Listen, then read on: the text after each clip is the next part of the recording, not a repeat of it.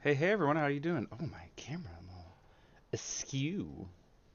Can't have that. Don't want you, oh my. What happened here? It was all set up. My camera was fine, and then here we are, fiddling with it again. Must have bumped in on accident. Ah, such as it is. Well, I hope everyone's having a good day. Maybe I need to tilt this down a little bit more.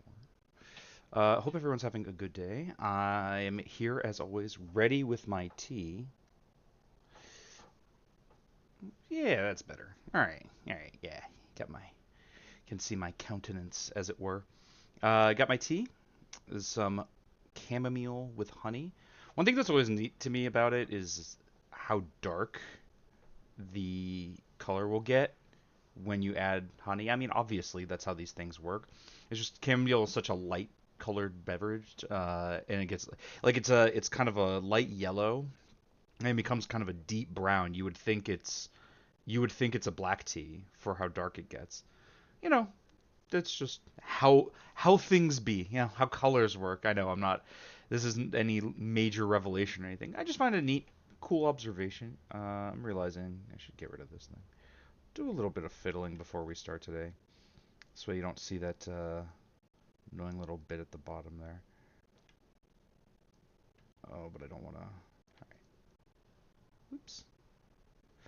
Too much fiddling. No. Okay. Well, as you can see from the title here, plan today is to watch that Jubilee video we stumbled across. I think last week we were gonna do it. We were gonna watch it some other time, but other stuff was going on. So let's just watch this video. It seems to be kind of interesting. We've encountered one such Jubilee video before, right? This is their middle ground thing where they get people on the different sides of the political spectrum, uh, and get them to talk about stuff. Now, I grumble there because obviously the sides of the political spectrum are very bounded. They usually get people who are liberal and conservative, but obviously the bounds of political discussion extend past that. Now, don't get me wrong. I'm glad that they don't have Nazis on there that much, but often the left is represented by people who are liberal. I mean, there are often people who are like very lefty, but the bigger issue is actually that they often get people on the right who are like, this is like a media figure. They have media training. They have like thousands of subscribers, or like they host some show or whatever. Like have been on Tucker Carlson, that kind of thing. And then the people on the left are like, I don't know. We found this college student. They got like 40 whole subscribers, almost 41, which is not much for me to say as I'm sitting here with almost 14 followers. Hit that follow button. Smash the follow button. And if you're watching this on YouTube, of course, like, comment, subscribe, share, all that good stuff. Uh, so that I will become hopefully ineligible for a Jubilee middle ground. Not that they're reaching out to me. Not that anyone knows who I am. But yeah, let's make me too relevant for Jubilee. Let's get there. Well, that said, this one seems just kind of like a juicy premise: trans conservatives versus trans liberals. Obviously, like the thing that comes up here is like, well, shouldn't, like, with how much the left say that the right is anti-trans, shouldn't why are there trans conservatives? Of course, people who operate opposed to their best interests is nothing new, and there's of course a long history of people endeavoring to be one of the good ones. So it's really not that weird. It happens constantly. I mean, as I understand, and double check on this. I'm not sure that where I heard this from is reliable. Like there were, like, even in Nazi Germany, there were like Jewish Nazis, and like, yeah, because people do this kind of thing. And I don't know that this is where this is going to trend necessarily. I don't know if we're going to get accusations in that vein, but this is of course like the thing hanging over all of this of like, why is this happening? It pays no difference, of course, to the fact that, well, there are a lot way more trans people on the left than on the right, because as it turns out, what the right wants is bad for trans people. You know, the right is often out there with literally genocidal rhetoric. Most people would be like, you know what? No, thank you on the genociding me. I'm actually off it. Please and thank you. I would like to not do that. And I agree. Let's not. But you know, it's just one of those. We're gonna put 8 people, it looks like, on this panel and act like, yeah, it's the same on both sides, but it's really not. And that there are some outliers, and like, yeah, some people believe things that are opposed to their best interest. I mean, I've seen, like, I don't know if y'all have seen the same thing, but like, I've seen pictures of like black people with swastika tattoos. What the hell is that about? But it's a thing. So, well, let's see what happens. All right, let's have some fun. There's not Being a too much to non-binary preference person here. that sometimes has the choice to either go into a men's restroom looking like this. So you can look at me looking No, like this. it's just interesting that I thought this was a trans debate. That's what I thought. Even. Non-binary. Non-binary people are trans? What? Non-binary I people will fall further under the defend- trans no, umbrella. we're gonna get some. So I don't know, maybe we're you can gonna get educate yourself a little bit. trans from medical I stuff think and, I think I binary. could then you would figure I think I out, could educate you know, what right? reality is. Also, is Whoa, that, whoa, whoa, that is whoa. Blair White, right? Pretty sure that's Blair White. That's one of the trans conservatives. It is a safety concern for trans women to share a female restroom. Wait, hold on. I'm not sure I understood that question. It's It is a safety concern for trans women, not for cis women. That's normally how a conversation is framed. To share a female restroom. Well, like, in the sense that that transphobes do a lot of violence to trans women when they try to exist in women's spaces. Yes, but not inherently, right? Like, there's nothing about using the restroom that would make that dangerous or a safety concern. The only safety concern is that For trans women people to get share really a violent female restroom. Can the at agreeers trans please women step when forward? they try to, Before we begin this be in spaces episode, that we are know there's appropriate been a lot of anticipation for this topic. That is why we're excited to release an extended. Oh, okay. We can Get skip into the ad. All right. Saying depends. Yes. All right. Let's go. Well, I'm really surprised It none of the like liberal. Yeah, I'm really surprised none of the like liberal trans people stepped up here. You would think at least one of them would be like, yeah, because violence keeps happening to trans women because they just want to use the restroom. That's not like an inherent danger. I don't know. So I think that to start it off though too is it's not necessarily saying that trans women. It all comes down to self-ID. When we moved into a What? self-ID process. Oh, we're gonna get a lot. Oh, I forgot. That's like another access that I completely forgot about.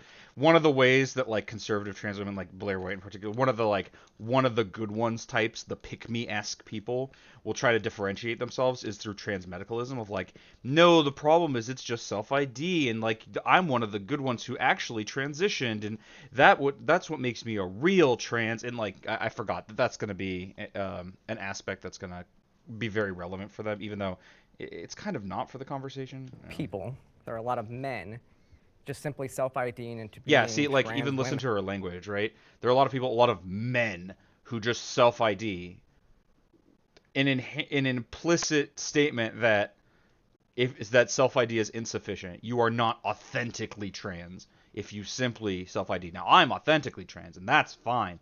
I'm okay. You should let me do the stuff.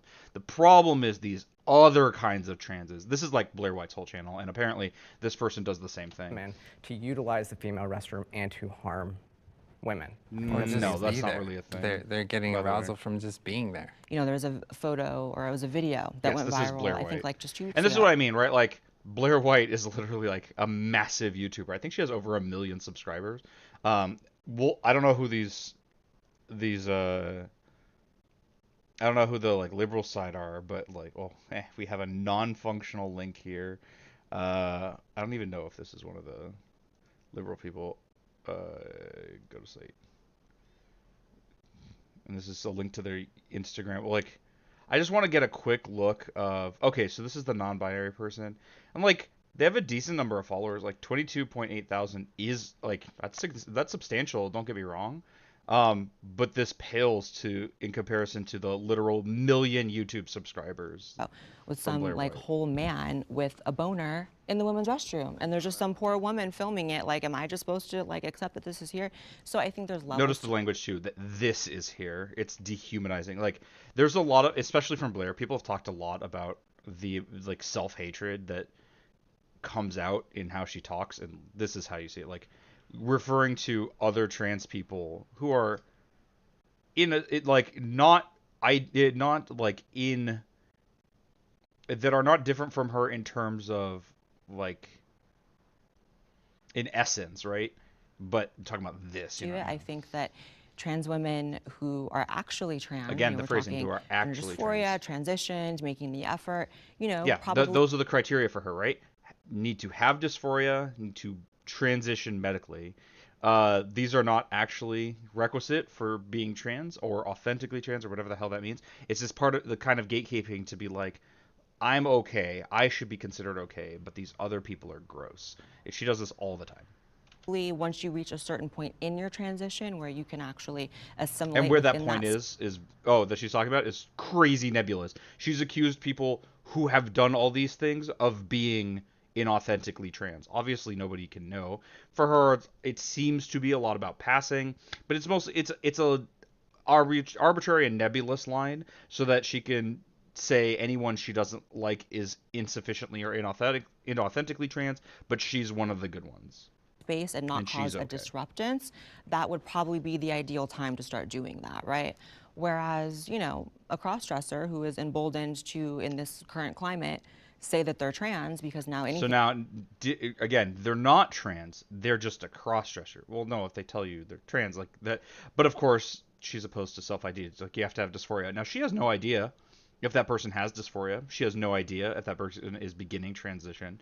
But to her, it's enough that she can look at this hypothetical trans person and say, well, you know, you don't meet my criteria, so I can reject you.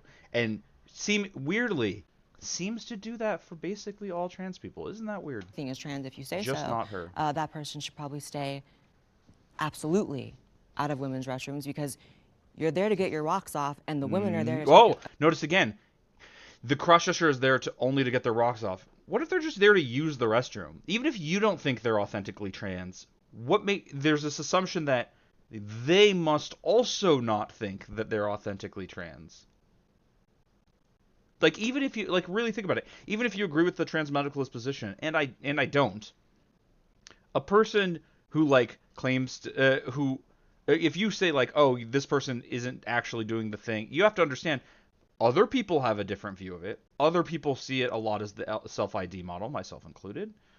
And so if someone believes that and is like, yes, I am trans, and goes and I am a woman and I'm going to go use the women's restroom, they're not there to get their rocks off, Blair. They're there to use the restroom. A poop and a pee. So it's not the same.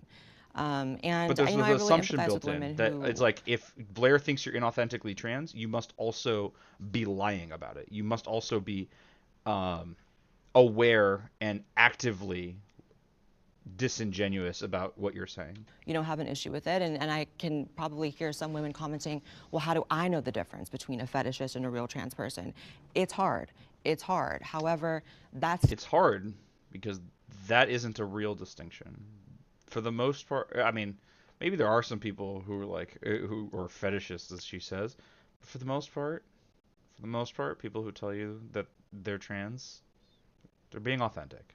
Because this isn't a thing people act like there's a social benefit to coming out as trans.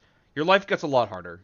It gets a lot harder. People aren't doing this because oh, I'm so cool now. People are doing it because it's authentic to who they are.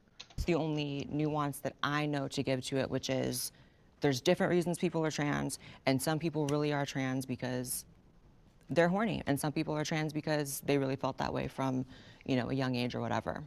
See, I agree to an extent. Like, when you go to transition, and this is a fairly universal experience, you know, once you get to a certain point of passing, that's about the time that you would start going into the other bathroom as opposed to not make the same sex uncomfortable. Mm-hmm. Once you reach that point in your transition, a lot of things change, but you know, you start to see things from another perspective. Something interesting about this is while there's an implied there's an applied conclusion based on what he's saying. The literal facts of the matter end up being just true, right? There is a change in how people view you socially when you pass as opposed to when you don't. Now that kind of sucks, but the point is that yeah, like if you look like what people think a woman looks like, and you go to a woman's restroom, nobody says anything, nobody questions it, nobody notices. The problem, I shouldn't even say problem, the point of contention is when people clock you. You know, when someone considers you to look inauthentically woman-like. Now that said, that has nothing to do with being trans. Very butch women often have this issue. It's something that several have written about as a common occurrence, and that has nothing to do with their gender. They're still women. They still identify as women. They haven't transitioned. They don't claim to be men. But you know, they seem to not be feminine enough. It's not, the gatekeep socially isn't on gender lines, it's on presentation lines. And so what he's saying on that aspect is correct. Yes, that happens. The implication is a little bit that like that makes sense and is good, or like that's how we should. But the observational facts are correct. Like that is generally how it tends to be, but is not the same as ought. Start to see things from the perspective of a cis person. Yeah. And I actually offer some solutions to this because I believe the free market can handle all of this stuff, because in government-run and Also, government... it's kind of telling to me that Jubilee didn't include pronouns for the... Like, maybe it's weird because, like, oh, you only include pronouns for the trans episode, isn't that kind of othering? But on the other hand, some number of people... Like, one of the people here, at least, is non-binary. It would make sense, especially, like, with an audience who's going to be like, oh, look, Blair White, you can pretend like you can see an Adam's apple, therefore we'll use he, him, or whatever. Should be clear of, like, so we don't, you know, I don't know. Maybe I'm wrong, but I would expect at least a little effort in that end. Funded buildings, there should always be a third space for us to use. And I do. When I go to the Capitol and stuff like that, I always use third spaces. Well, see, that's kind of weird, because the third spaces thing actually doesn't really solve much of an issue. Or it kind of, the third space seems to make sense until you think about it a little bit. So the idea is basically, instead of having a men's room and a woman's room and that's it, you have a men's room, a woman's room, and a trans people's room. But here's the thing. A trans people's room, like, some of those are men, some of those are women, some are male, some are female, some are non-binary. You effectively have one restroom that is gender neutral. Now, don't get me wrong, a gender neutral restroom is fine and cool. But it kind of shines a light on, if we think it's okay to have a gender neutral restroom, in the case of trans people, why do we have the divisions between the men's room and the women's room? Well, if the idea is one of privacy or one of safety or whatever reasoning you think makes sense, I don't know what the actual reasoning is, all of that applies to the third space. And while you might say, well, it's okay, you don't have to use the third space, you can go to the men's room or the women's room. Well, we're back to the same question when it comes to trans people. What if there is a trans person who wants to use the restroom of their preferred gender, even when there's the third space because of privacy issues, right? Or whatever their reasoning is. Well, then we have the same question all over again. And so the third space thing, like, it almost makes sense. It feels like it makes sense. And so it's why it's a good conservative suggestion of, like, why can't we be like this and just have you be separate but equal? And, like, they don't say those words, but let's be real, that's really what's being suggested. But you realize, like, it doesn't, once you think about it doesn't solve anything. You have all the same problems all over again. One thing I will say that's weird to me, and has kind of always been weird to me, is when there are single occupant restrooms that are gendered. Like, you're just like, here's the men's room, here's the women's room, and they're both single occupant. Why? If there's only ever one person in there at a time, who cares which toilet I use? That one's always been weird to me. It just feels like if it's single occupant, it should be gender neutral. And for the most part, nobody really cares when that's the case. If a man goes into the women's room, when, like, who cares? But, like, yeah, well, you don't always know it's single occupant until you open the door either. So, yeah, I don't know. It's just strange. It's just a oddity, a quirk, and I do see it diminishing over time. It's just odd. But I think that private property owners can make the rules for their establishment and figure out how to. So that argument, private property owners can make the rules for their establishment, this is indistinguishable from the states' rights thing. It's the understanding that if you leave the decision to individuals, you understand that there are some individuals who will discriminate, and you're simply allowing for it. It is the statement to say, listen, just let people do what they want. If that ends up in discrimination, that, like, well, that's just the consequence. It's not intended. This kind of argument is trotted out often when it comes to civil rights stuff like this. To enforce those rules. I mean, I This would. is why, like, again, with the segregation argument in the 50s and 60s, the the pushback against Jim Crow, a lot of the argument was states' rights. Just let states decide what they want to do on that. Understanding that the states where Jim Crow laws are enforced are the ones that will never get rid of them unless they're forced to. Say not third being allowed, spaces for though. trans Exactly. people. Like we're in a just state right now. general. We're in a state right now. Where Also, they're not talking you about the have question to at hand allow at all. anybody to use whatever That's restroom they no- want. If you're a decent human being, you do what causes the least disturbance. So, for example, I filmed a YouTube video a few years ago where I entered a men's restroom just because I was responding to comments who were like, well, maybe you should use a men's restroom if you really feel like the way you feel. And so I said, okay, let's do it. Let's put a camera. And I was kicked out within seconds of the entire. Yeah, like, and no, like, that's kind of where I thought this was going. And isn't it weird that she's even mentioning that? Because she should understand then that, like, it has nothing to do with your gender or your sex, which restroom people feel it appropriate for you to go to. It's all about presentation, and that shouldn't be prescriptive as, like, oh, obvious, then therefore that's how the world ought to be. Just an understanding that it's a little weird to have rules otherwise. Or, well, I shouldn't say rules otherwise, but what I mean is, like, we have all those pictures like, oh, here's a bathroom bill of, like, you should use the bathroom of the sex you were assigned at birth. And it was like, okay, but then you get the trans man who looks like me, deep voice, cowboy hat, the whole shebang in the women's room. And that's really weird. Like, that's really weird. But it has nothing to do with, yeah, I don't know. It's just, it's a weird conversation. And we're not talking about the safety concern aspect. The real safety concern that comes up with this whole thing is that when trans women use the women's restroom, they are sometimes attacked because people think that they're, as Blair White said, cross-dressers trying to get their rocks off. And that's the real problem, but we're not talking about it because it's only the conservatives here. So that's what I mean by, if you're a decent person, you do what causes the least amount of problems for people around you. But of course, like, even her implication there, right? If you're a decent person, you do what causes the least amount of problems. Well, that assumes a lot of ability to gauge how people will perceive you. What if you think you pass and, like, Blair White thinks you don't? It thinks you don't. Would Blair White say it's inappropriate for you to use the restroom? Probably. Does it matter if the restroom you use nobody cares? I don't know. She might still take an issue. This isn't like a hard and fast rule of, like, it's that easy. If it just respond to how people will respond to. Yeah. And if you're, a moral person, Now you're she's going to be making it a conflict moral avoidant problem. in general when it's something like that, right? It's Also, like, morality isn't always being moral doesn't always mean conflict avoidant, Blair. If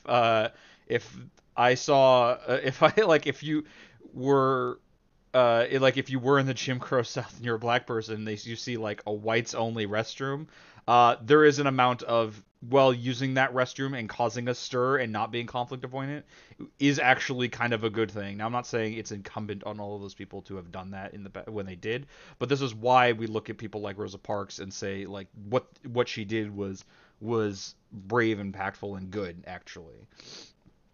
point of causing issues for anyone, especially if you're really just trying to pee. Just put Get your it head done. down, go in, get out. Right. Can the disagreeers please step forward? And it's weird that they disagreed, but we'll see. We'll see what I they want have to to say. comment on Blair's point. The one thing I kept hearing through all of the nuance is passability. I never Because said that. ultimately, when we talk about passability, it determines how you get harassed in the bathroom. Because honestly, if you don't look so passable or whatnot, people are going to say, "Oh, that's a man with a dress on," and then there's going to be. And it is interesting to note, by the way. I have nothing. I do not disagree at all with what she said so far. I just happen to notice that, like, notice all these people pass too. The only like possible exception is the person who's non-binary, but they're not trying to pass as any binary gender. So, like, that's not, I don't mean that as a slight against them so much as to say, actually it's a compliment, right? Like they're effective in their intended aesthetic and do look good, by the way. But like it is kind of noteworthy of like interesting how none of these are like early transition trans people who like Blair can just be like, well, you don't pass sweaty, like, discourse. But the reality of it is, honestly, who cares who's trans and who's cis going in the bathroom? You should be minding your own business, being able to pee and do your business in peace for the most part. Maybe the reason why the people on the left, or I guess they're on the right as far as they're on camera right, but I mean like the liberal side. Maybe the reason they didn't step forward is they thought the question was a safety concern for cis women, because nobody ever asked the question written this way. It's just very strange. I don't know. Conversation around this man with a boner on or whatever like that. I saw that picture, and I thought to myself, that's really a right-wing talking point and conservative propaganda, because that's their ideology. How is it when It was a comes thing to that trans. happened. I'm speaking. That's their ideology when it comes to trans. It's because conservatives have a basic level understanding of what transness is in the first place. And with all due respect, I do not think any of you are basic, but they use you as the baseline to amplifying this propaganda. I think she's completely correct, but would need a lot more time to really explain why she's correct. That's why you saw those people piping up of like, "What do you mean propaganda?" Yeah, she's right, but like, she's gonna have at most one more sentence to explain herself. It would take a lot longer. I think she's completely correct. How is it propaganda if it's a thing that really happened? It was caught on video. Like, Well, like things that happen on camera, Blair, you should know this. Things that happen on camera don't always necessarily indicate a trend. You went to a men's restroom once. Does that mean like, oh, this is like a thing that we can point at as a trend that's happening all the time? Not necessarily. One instance of a thing happening doesn't mean that it's happening constantly, and the implication of spreading around is that it's a danger, it's a threat, it's a thing that we have to worry about, when like, why? It happened one time. Lots of things happen one time. I, a cis man, have used a women's restroom but one time before, because that was the one that was working and no one was around. Like, that is this an epidemic of me specifically using the women's room? No, because then why are we acting like, why aren't we sharing this around everywhere? Because it's just for that exact reason. it was an She actual should occurrence. understand It that. wasn't staged. She's been it told happened, this kind of and stuff that's not the before. only. It's not an isolated incident. So there's the right. It's not an isolated incident. Okay, but do you have like any way to demonstrate a trend, right? If it's, well, first of all, it is an isolated incident in the sense that like people aren't coordinating to do this. But the question of like, is it happening more than once? Yeah, probably. Is it happening enough to be concerned about? Well, that has nothing to do with what we're talking about. The implication is that yes, it is something to be concerned about, without going through the motion of actually demonstrating that it is. The way you substitute in that for that demonstration, this, look how scary this is, aren't you worried, my friends? That's why it's propaganda. That's why, I forgot her name, the one who was just at Blossom. That's why Blossom was correct about it being propaganda. That's not enough for me to say, because actors can do that. Who knows? They could have been an actor trying to make a point against trans people. But this is. I don't think you have to die on this hill, Blossom. You could just be like, okay, it happened. Why are we talking about it? Why are we talking about this one instance of a thing happening? Is this a pattern? If there's a statistical problem here, why aren't we pointing at the statistics there, as opposed to look at this one time a thing happened? Has always been our battle. It's just like, from what I just heard you were saying with your talking points, because I did understand what you were saying. I just got the word passability out of there, and Which I didn't say that word at all. No, Yeah, I'm saying that word. He said passability. I'm saying. She didn't say it. He I'm- did. And the I'll say problem, it. the left. Okay, I can't. The I problem couldn't with hear. I just couldn't hear it back there. The But no, what I was liberals, saying the was. liberals always use the. Yeah. Oh my no, God, what I'm now we're saying is, gonna- I'm not the saying you liberals said that always. word. What I was getting out of what you were saying, the one word that was coming to me was passability. This is Blossom saying it. And so.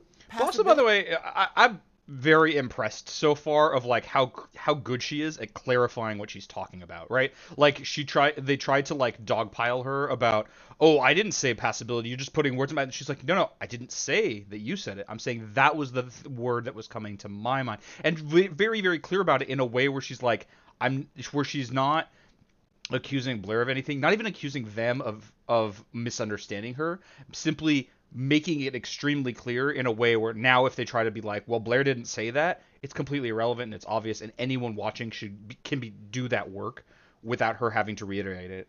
Very very good job of making herself clear. Passability politics is really a thing in our trans community, especially when we come to the debate of restrooms.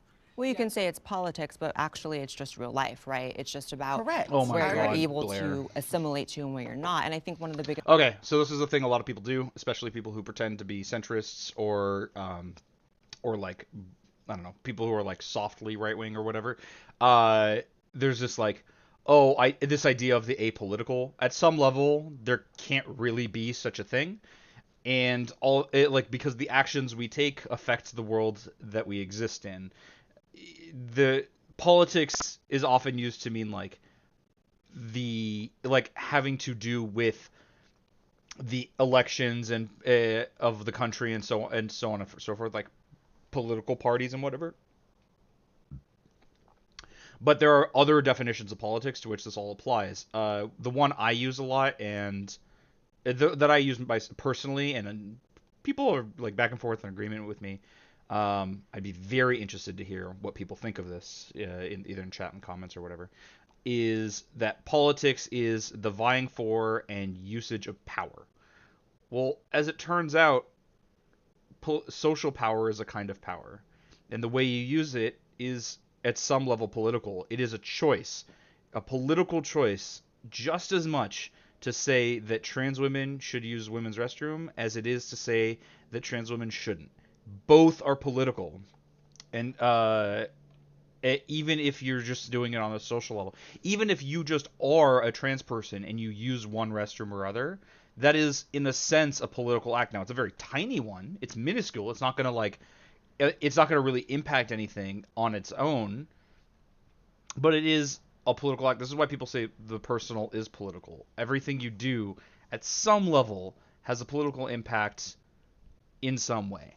Social power, political power, even I'm not going to go on and on, but I hope that's clear. biggest problems in the trans community is the community by and large has seemed to reject assimilation and seems hell-bent on... That's not true. I think it's absolutely true, which is you see people talking about how you don't but... need to work on your transition at all to enter women's restrooms, and I think that is so selfish. That drives so me crazy. It's so disregarding of women who may or may not feel uncomfortable. But of course, like, the line is, where's the line, right? She's like, oh, you don't have to do it at all. Okay, what if someone is trans and their first act of transition is to wear a dress or whatever? Not that women have to wear dresses, but like, and then they want to use a restroom. Blair would probably complain about that. It's like, well, they are engaging in some amount of transition, right? They're dressing differently, they're behaving differently, very likely. But she wouldn't say that's inappropriate. What she means is medical transition. But of course, okay, what if they just started HRT? It takes a while for any effects to take place. They started HRT. They are taking action in medical transition, which shouldn't be the line, by the way. But like, Blair would probably still have an issue with that. It's just this line makes no sense and is like impossible to gauge. And what we mean by passing is so nebulous and subjective that it's equally useless. Actually, probably more useless than Blair's claim about like, oh, you should engage in some medical transition or whatever. It's just not helpful. Experience is not monolithic, so who are we to never said it police transness? Why are we policing other people's transness I'm and just how they listening to show women. up? We have to But why protect are women. Why are y'all policing? See, again, we're even talking about this conversation in the context as if the question that was asked was, is it a safety concern for cis women? We're not talking about the safety of trans women. So I guess we'll engage in this way. But like, now we have this person at the back whose name I forgot. The one in is that peach? Is that pink? I can't really tell the color. In the like peach-ish top. Who's saying like, oh, it's an issue for women, like, or it's like a danger for women. It's not. It's really not. It only is if you assume wrongly that trans people are predators, but as it turns out, that's also propagandistic. That's not really a thing. That people here should be very aware of that. And it's also the same thing that every marginalized group that agitates for their civil rights gets accused of. Before trans people, it was gay people. Before gay people, it was black people. It always happens. The myth of the predatory minority gets dredged up every time. Policing, though, that's what I don't understand. But you're using words It's that we're not policing. using. It's not policing. We're listening is to policing. women, and if you have 50%, we won't say 50%, but if you have a large chunk of the population of women saying that they are uncomfortable with a certain thing, a good person leans in and listens. So why They are don't you just not reject. Again, this is the kind of thing that like makes sense until you put it in the context of until you put it in a different context. Like, oh, but you should listen to the concerns of women. First of all, those concerns don't seem to be evident. From what I understand, most women tend to be more upset. Tripping over my words so much today. More accepting of trans people than men. So okay, but like let's put it in another context. Like, oh, so many white women are concerned about black women using their restrooms. A real thing that happened, by the way. A real thing that was argued during the Civil Rights Act of like, oh, or Civil Rights era in the U.S. of like, oh, they're dangerous or whatever, and we have these concerns. And like Blair, would you argue that you should listen to those concerns and therefore black women shouldn't be allowed to share a bathroom with white women? I don't think you should. I don't imagine she'd agree with that, by the way. But like, no, obviously not. That's ridiculous. Their concerns are unfounded and unwarranted and cause massive social harm. So they can eat shit and realize after a while, like, oh, it's actually not a problem at all, and we can move on. To other trans women, Blair, I think do I really all don't day. care Okay, that so- people like. I really don't care that bigots are worried about stuff. Like they're wrong. Move on. Now. But you didn't, and I'm not trying to be combative or whatever like that. I'm just trying to figure out, what I'm saying, what the middle ground would be between you and I, because you said one side and that's great, but what about the side of trans women? If we're not bringing both sides into this conversation, Here's what I would say then it then. is unbalanced. Blossom is fucking Here's what I would killing say it, by then, the because way. I Jesus. do understand both sides. I didn't, I'm almost a decade into my transition, which means I was one time a year in, 6 months in, 2 months in. So I Yeah, understand that. like I'd be interested in asking Blair, where exactly? Point to the exact date where it was cool for you to start using women's restrooms, and like what is different about you at that moment than the trans people you reject from doing the same. But I also knew at the very beginning of my transition that if I'm not at a place physically where I'm not making people feel uncomfortable, or I'm making people uncomfortable, then Right. that's on me. That's my Correct. responsibility to make sure that I'm going places a certain way to make sure that they're comfortable. Because it's for your was my safety respons- also, too, right? Well, Would you also say can- that you're safe? Well, Your I know safety that plays a part. you seem to be looking at through the lens of always trans being the priority. I'm looking at through the lens of women being the No, priority here. she's not. There's She's plenty of actually situations not. Why? I just want to know because why it's them who around would that. fall victim to not actual trans women, as I said, but people posing as trans women, have people an who answer. are. But trans- By the way, that's not like really a thing that happens. But if it is, then the problem isn't the like what's really the difference? Like imagine for yourself. There's a woman who goes to a cis woman who goes to the restroom. Some guy wants to do bad. Some male wants to do bad things to this person, right? So they say they're trans and walk into the restroom, and then do those things. Now imagine what the difference is if they didn't say they were trans. There's no difference, right? Like nothing is really changed about the situation.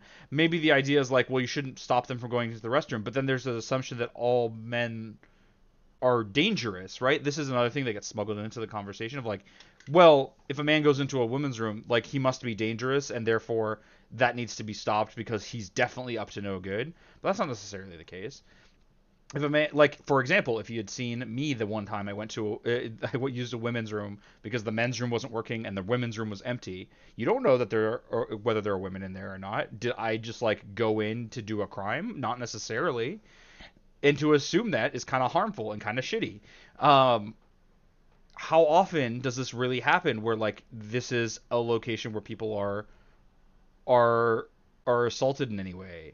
In the restroom by people of any sex, but especially the other sex, And how often is this a thing where a person gives themselves cover by pretending to be trans? What does that do for them? How does that help them in any way in doing the evil thing they want to do? It doesn't. Trans women are It's also nonsense. victims of It's that a as myth. well. I'm sorry. I would love it if the two of you have said your piece, and I would love to hear Yeah, from the everybody audience. Yeah, else I needs just to want to talk. make this Nobody point. else is I just want to talking. make this point as well. But trans women also experience violence and also need No that doubt. protection. And so that's the No thing. doubt. Like, it should be an even playing field. I'm not saying you're wrong, but what I'm saying is I would like to challenge you to expand to make sure you're being inclusive of both sides or whatever, because I we am. gotta But have to have these important conversations between cis women and trans women. I And, mean, I and I'm think- just gonna say, and I'm not gonna just say cis women. I'm gonna say women, biological women. I want to make it inclusive of everyone. I think the middle ground, though, is, and I feel like I'm not coming at this from an extreme place. I feel like an extreme place would be like no trans women in the bathroom ever. That's the extreme position. I'm Yeah, saying- but Blair, what you're saying is functionally not identical, but functionally very, very similar to that. Because what Blair's contention is like, well, you have to be able to pass X amount and have to have done some amount of medical transition, whatever. But like where that line is so nebulous that someone can set it at a point where not even Blair passes. Now she wants that to be like, well, I'm on the okay side of that line and other people aren't. But the thing is, where her line ends up being, because of the people she wants to call not trans, ends up being like actually past where she is, and even if we pretend it's not, she's only barely on the okay side of that line. Functionally, the majority of trans people would be disallowed from using the restroom under the like vague paradigm that she's laid out. So like, I don't care that you think you're not being extreme, or that you don't literally say that no trans women should use the restroom. The point is that you want to preclude most trans women from using the restroom, and it's so close to the same thing. And like how do we draw that line in practical terms when someone goes to use the restroom, that like you're functionally it ends up being very, very similar, if not the same. saying work on your transition, take it as your responsibility, and be respectful. And that's the middle ground, right? This is a self-preservation issue, right? So if somebody's in the bathroom and they have a boner, that looks bad on all of us. And when people when So our as a reminder to everybody, erections aren't a voluntary thing. They happen very often just from biological reasons. In fact, it's pretty likely to happen when you're using the restroom, because one of the things that causes erections is pressure on the prostate that can be caused by a full bladder. This is the reason why morning wood is a thing. It's because your bladder's full, and so it's putting pressure on the prostate and causing an erection. So like, going in with an erection, like, it isn't like a violent or aggressive or threatening thing, but built into this like as an assumption to this complaint is that, well, penises are weapons, they're dangerous, and erections are like, it's like cocking the hammer on a gun, pun intended. And you might as well be going in and threaten everybody with a loaded rifle or whatever. No, like, just have an erection. That's a thing that happens. It happens to people. It's really not a big deal. Happens to people all the time. Sometimes it happens to people just because they're 14. Like, just the whole year. Like, that's it. That's what happens to you that year. Like, this isn't like, all right, I'm going to go in there and I'm going to make sure I got a hard on and I'm going to point at all of these ladies. That's very likely it was just, it happened. And, like, probably because they had to pee. community's not calling that out and not saying that this is But wrong. I'm just No, to I- your And this, point- by the way, is part of why I find the discussions around trans issues personally relevant, is because built into all of this is the assumption that men are dangerous, that penises are weapons, that erections are aggressive. Why? I'm just a person. I have biological functions just like everybody else. And just like we wouldn't say someone's nipples being stiff is aggressive, neither should we say that an erection is. Now, I understand that there's been a long history of men being sexually aggressive, and that's a problem. A problem that needs fixing. But to say just like, well, therefore we should treat all men as aggressive, potentially aggressive and violent. It sucks. It really sucks. Like, I don't want to put too fine a point on it. I'm not going to say like being a man is just like so much harder than anything else, but it really sucks, and it does hurt in a way that I think is the experience of a bigotry, right? I don't experience a lot of other bigotry, so I can't really say it's the same, but like, I'd really appreciate if someone could like let me know if that feeling is similar for you. But it really sucks, and it's built into all these conversations, and it's hurting. In addition to men, it's now hurt. It's also coming to the forefront in its ability to hurt trans women, or I guess male, assigned male at birth trans people, because you can be non-binary too and have similar problems. How many cases has that occurred? It happens. That- It happens a it- lot. We see it's happening how- all the time. No, I There have are- to I actually say it's see. happening there all the I have to time. There are actually see Twitter data. accounts. I'm sorry, because I just want to make the picture the back and Yeah. forth goes everywhere. I mean, there's Twitter accounts with millions of followers that show this stuff multiple times Okay, a day. now I know what we're talking about. And so we're showing that these types of things do actually cause harm to trans people. So if you're looking at it at a trans lens and to say, what are we doing? We need to combat that stuff and come together to combat that It does stuff. not encompass the entire trans experience. No, and you're that's all right. I just want to say. Yeah, I think I see a lot of different points from everybody here. Honestly, like I can understand like how some women may feel unsafe with men in the restroom.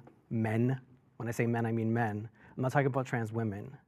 So being a non-binary person that sometimes has the choice to either go into a men's restroom looking like this, And yeah, looking like this. You can look at me. Yeah, looking Blair like is it's this. going just out of interesting. her I thought way this not was a to. trans debate. That's Oh, what I don't thought. even. Non-binary That's what I people thought. are Non-binary people part fall of the under the trans trans experience. umbrella. No, they don't. Yeah. So I don't know. Maybe you could educate yourself a little bit I on think that. I get why. They, yeah, think I no. can Maybe educate then you would you. figure I think I out, can educate you know, you, what right? the reality is I'm and what sure trans there's actually a means. so- non-binary Jubilee episode. Well, it's Well, because it's not a debate about who is really trans and who is not. It can be. We're talking about. Yeah, that's the only thing. Like, first of all, they're right, but like, that's the only thing Blair wants to talk about, right? She, like, the whole point of her existence at this point is to be like, no, I'm one of the good ones, and my job is to tell you who the bad ones are. Restrooms. As a trans non-binary person, when I go into a place that only has men's and women's restrooms, and I'm dressed like this, my choice to go into the men's restroom at that point puts me in danger. 6 years ago. And I feel like they had more to say, and that we have like, it was so you had no, but for what it's worth, yeah, they have a point. No matter what restroom they use, they're gonna be risks associated with that because of the violence that's done to trans people, and not because of anything about their existence. I wonder what their name is. I know I'm sure it came up on screen, but I wasn't paying attention. I was listening to what they were saying. But yeah, like, what do they do now? Do they just not get to use the restroom because Blair doesn't like the concept of non-binary? Now, obviously, it's not like we shouldn't put this in terms of Blair, but like she's been the I don't know, for lack of a better term, the leader of the conservative side here, and has been defining the terms more than anyone else. And it's just like, okay, so what do they do? They're in public. They have to use the restroom. Now what? What, do they have to go find a bush somewhere? That's pretty messed up, right? Now maybe the third option, like the third place that the person in the white in the back, I forget her name, was suggesting could be a solution there. But of course, like Blair's just talking about the binary trans. It like is unwilling to consider non-binary even a consideration of transness, right? She's saying like non-binary people aren't trans. Yeah, they are. What the hell? When I've transitioned almost 8 years ago, but 6 years ago, it was never an issue for me to use the women's room. Girls would literally drag me in there with them and say, "Girl, you need to be in our bathroom." And I was like, I felt uncomfortable back then. I don't pass. I know I don't pass. So Except that's a your me friends are problem. telling you that you and I'm do, not going right? to turn my fear of being attacked in the men's room into a woman's problem. Yeah, but like you're turning, but like it's becoming like someone's gonna have a problem here, right? And the discomfort that cis women have because they're like, well, let's be real, to some level transphobic if they're uncomfortable with this, is, I think, far outweighed by the potential violence that can be done to you because people get well, I guess I'm doing the thing now, like men are violent kind of thing, but like you're far more likely to encounter violence from men, I guess. Like I'm leaning into that, I guess. But it's still a me problem, so I need to work on myself, and it sucks. Does it suck? Yes, it sucks. and I like, don't pass. but like, yeah, but I know I don't pass. okay, you're saying you don't pass or whatever, but you now say you feel comfortable using the women's room, like. Why? What really changed? It's just you felt more comfortable with it. I don't know. But I still respect women Or do you enough, use the and men's room? some trans people aren't capable of handling themselves, against a man, but I am confident in my ability to do that. Not everybody can. I get that. Oh, so your like solution to this is just like, well, I can physically defend myself. Maybe you shouldn't have to. God damn But it. it's just now, 6 years ago, I used to use the women's room. Now I don't, because women have spoke Oh, out. now you They've don't. Oh, come never out mind. and The said, other way we're around. not comfortable. There's too many self-ID'd people out there. But self-ID just isn't the taking problem, right? advantage. It's the And, gatekeeper. I Yeah. choose to use the men's room to protect them. I can definitely actually From what? From almost seeing empathize you? with a lot of trans women and their experience in the bathroom and a lot of the turmoil with going in and you know, especially with passability. But the layer that I feel like in the conversation that's missing here is actually trans men. Yeah. And also the fact that I was born biologically female, and a lot of the things that trans women experience of violence in the bathroom is what I experienced as a child. So the reason why my And something to work into the conversation there too is that like what it means to pass is so very different from trans men and trans women, because women generally are just put under a lot more scrutiny. Like Shane here, I wouldn't think twice if he had said he was a cis man. I wouldn't flinch at that at all. I would, it'd be like, yeah, that makes sense. You look like a guy pretty thoroughly. But like, it's because we don't like go there and inspect like for Adam's apples and like measure hip to waist ratios on dude. We just don't do that.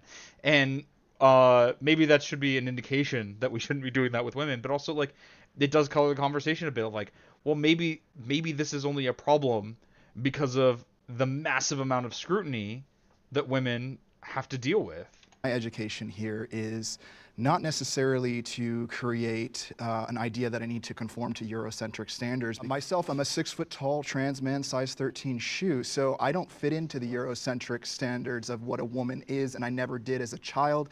I was bullied relentlessly for this and isolated from many spaces. So this discussion about trans women being in the restroom also affects biological women, because guess what?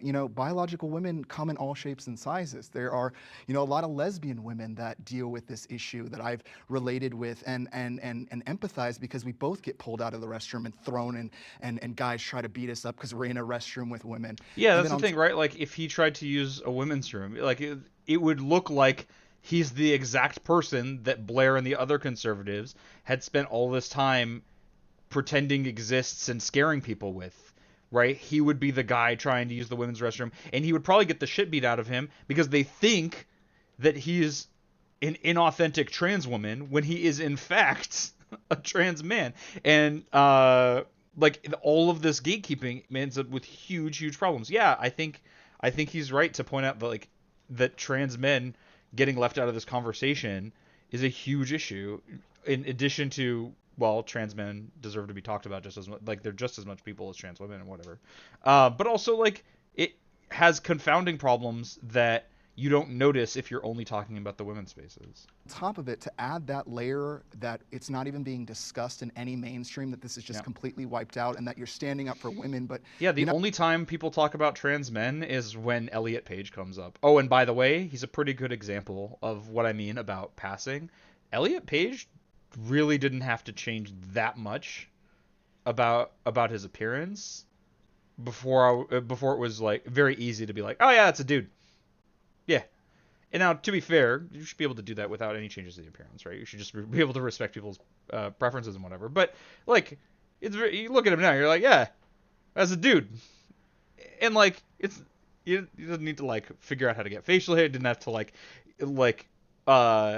you do all these things that trans women do constantly to try to pass and still be like, well, we can always tell. I can see a sliver of your Adam's hat, a little sweaty, But yeah, we just like never talk about trans men, and it sucks. You're not standing up for women, children. You're not standing up for I think there's a episode. Sorry to keep pausing. There's an episode of ContraPoints that was really good, where one of the things she talks about is like the overlap of prejudices that comes with being a trans woman. And if I remember correctly, it's like the simultaneously like sexual, like sex demon, but also like I forget exactly what she said. But one of the things that's kind of interesting is like with trans men, you have this overlap where one of the things that comes up is the invisibility of men. And so they get the like infantilization that comes with with people being like, "Oh, sweetie, you're just a poor lost sister who doesn't know what's good for you," and that's pretty shitty. But you also get the just, well, you're a dude, so nobody pays attention to you, and that also sucks. That's the dichotomy, right? Men are invisible or dangerous, and that blows. Biological females that are children, you're only standing up for what really affects you. And it's kind of sad that the idea that passability is you need to work on your transition. A lot of folks, especially in our community, have no access to finances, resources, jobs, to even get their foot in the door to get access to hormones. So you're putting all of these barriers just for them to be able to go to the restroom, which is a natural thing that we all have to do. So what do I need to do? Piss outside? Because that's how I was treated my entire childhood. I would. I just feel like when this whole topic comes up, like it obviously goes back to like there's dudes like jerking off in the bathroom, and like to me, like when I hear that, I'm like, okay, like but that's not trans women. So when we talk about this conversation, and it seems like the fear is like literally cisgender straight men who are being creeps, and what sucks is cis straight men can be like creepy, and then it's like trans women and trans men are like paying the price for that. And I feel like, you know what, that's what's really hard about it, is because then I think people get the idea, or some people have the belief trans women are just like, they're just men in dresses, you know what I mean? But at the end of the day, like for so many trans women and so many trans men, the safest place for them is the bathroom that aligns with their gender. And if you go to a place where it's illegal to do that, or you have to go and like, what's your ID or like your birth certificate, it puts you in an objectively unsafe situation. And for me, like I'm like, if I walk in the women's room, I mean, I know I like look like I look 12, but like I feel like someone would be like, get out of here, you know what I mean? But like, that's the vibe. Like I think you got to remember, like when we're talking about it and we're talking about like these creepy dudes like in the bathroom. Here's they're the not middle trans ground. Yeah, I just don't have anything to say about what Sasha was saying because, completely right. I just no notes, just 100% correct. At most, there might be like some stuff to add, but like not important enough to talk over. That said, I appreciate the freeze here because it looks like there's an eye roll, even though I don't think that's what's happening. I think Sasha's just looking at Blair, who's like, here's the middle ground. And yeah, I would eye roll at that. She keeps trying to use that phrase as if she's, I think she's trying to cement in the minds of people who are watching, like, well, you're watching middle ground. I'm the one with the middle ground position. My position is the right one in the center, and anyone who disagrees with me is like some radical, and it's just not the case. All the people with panels trans, I came late, so you have already said that. As I understand, yes, it's for trans conservatives and for trans liberals. Now, you put liberals in quotes because some of these people might be further left than that. That's more common, but yeah, as I understand, everyone here is trans. Here's the middle ground. Y'all ready? We're gonna be so happy with this. This is the middle ground. We all actually agree. It's No. men that are the problem. No, no, Blair. God damn it. Whatever. All right. Yeah, just do your sexism. Not All trans right. women, real trans women. However. Oh, okay, yeah, but see, that's where you don't see, again, she like shifts it. It's men that are the problem. Well, there are men who are a problem, but notice what she just conflated in there. It's not real trans women. It's only the fake ones, the ones who are men, and I can draw that line. And by the way, some of you people sitting here, I would draw that line of you being not really trans. So like. But if she put it in those terms, they wouldn't agree. But she's trying to get the like, this is the reasonable position, don't we all agree with me thing, even though what she's smuggling in is something that they definitely do not agree with. Like she would call the non-binary person, whose name I actually should know because it was the one link we followed. I think it's Alexander. Like she doesn't think that being non-binary is legitimately trans. She would reject one of the people in this panel at a minimum. Probably several. Probably some of the conservatives, but wouldn't say as much because they agree with her. It's kind of like a civic trans, whatever. I'm not Problem gonna is, our community has really eroded any barriers to actually being trans, in the sense of your average cross-dresser can identify as a trans woman. But then it's not a trans woman. Well, I'm glad you feel that way. I feel that way as well. I agree with you wholeheartedly. However, with the state of the political correctness within the trans community. So notice that she's like, by calling someone a cross-dresser, she's stating outright that they're not trans, right? Like there's an implication. It is more accurate to call them a cross-dresser than a trans person, and so it seems frivolous for them to identify as being trans. But if they identify as being trans, they're not a cross-dresser. They're a trans person, and suddenly it does seem pretty weird and shitty for Blair to say, no, you're not trans. it only seems reasonable because she has started with the assumption that they are a crossdresser and not a trans person.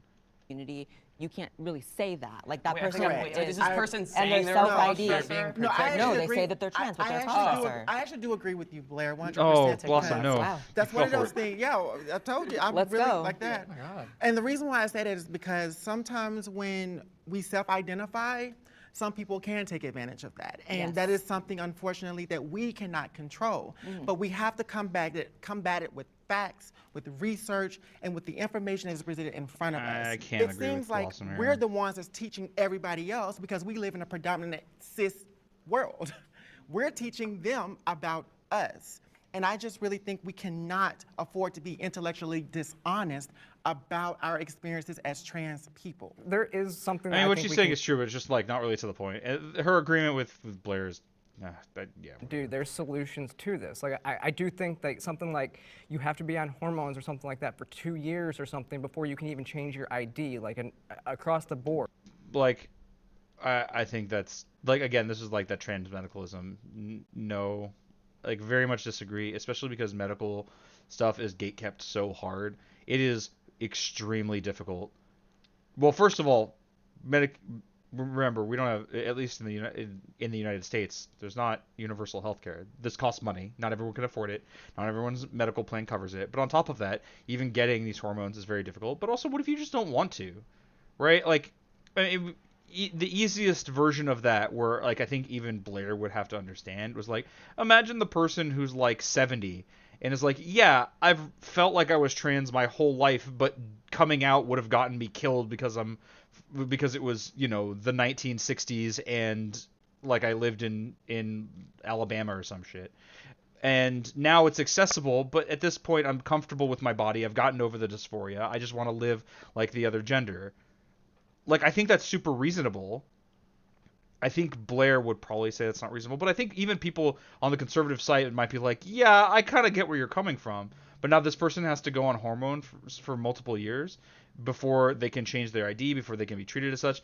And then what about the bathroom thing? Like, you're not going to check people's medical records to use the restroom.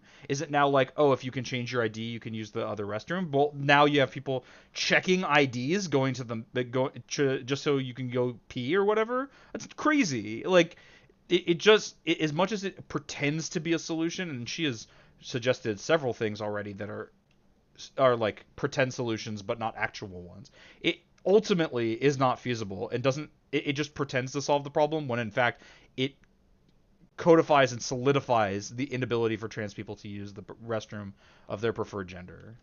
That would eliminate the cross-dressers from being able to go there, because then you can say, hey, my ID says this, and you can... Well, that would make sense, except that like people like Blair would say the 2 years of hormones, you're still a cross-dresser or whatever. She calls people trans irrespective of their medical transition, because like, and I understand you don't necessarily aren't Blair, and you might not necessarily agree with her, but understand that the people who say stuff like this are often like, they pretend to have principled lines, but it's actually just a vibes thing. And so it shows that you've actually taken steps. It's not about passability, it's about how long you've actually been taking the steps to transition. But medical transition isn't the only kind of I transition. support the transgender military ban. Yeah, absolutely Agreeers? not. And of course, it's going to be all the conservatives.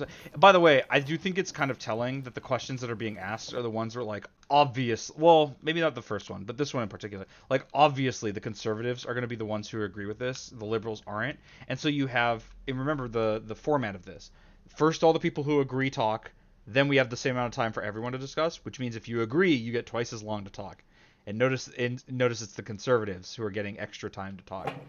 The last question, they all agreed. This question, they all agreed, and it's only in the them. military, people forget that most places, if we're talking about feet on the ground and really going into war zones, People have this misconception about the military. I think it's like 5 to 1 people who are feet on the ground war zone combatants to non-combatants. There's so many things to do in the military that are not being a literal point a gun at people soldier.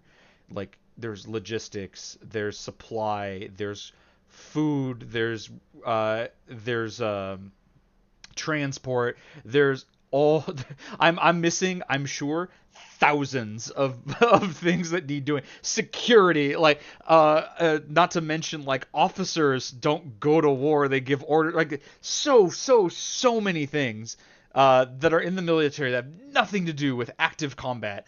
And people act like that's the only thing that there is, and just the first thing she's going to focus on. It's actually kind of a minuscule part of the military. Fuck, reconnaissance, like so much of what goes into the military has nothing. It is just not being like a foot soldier.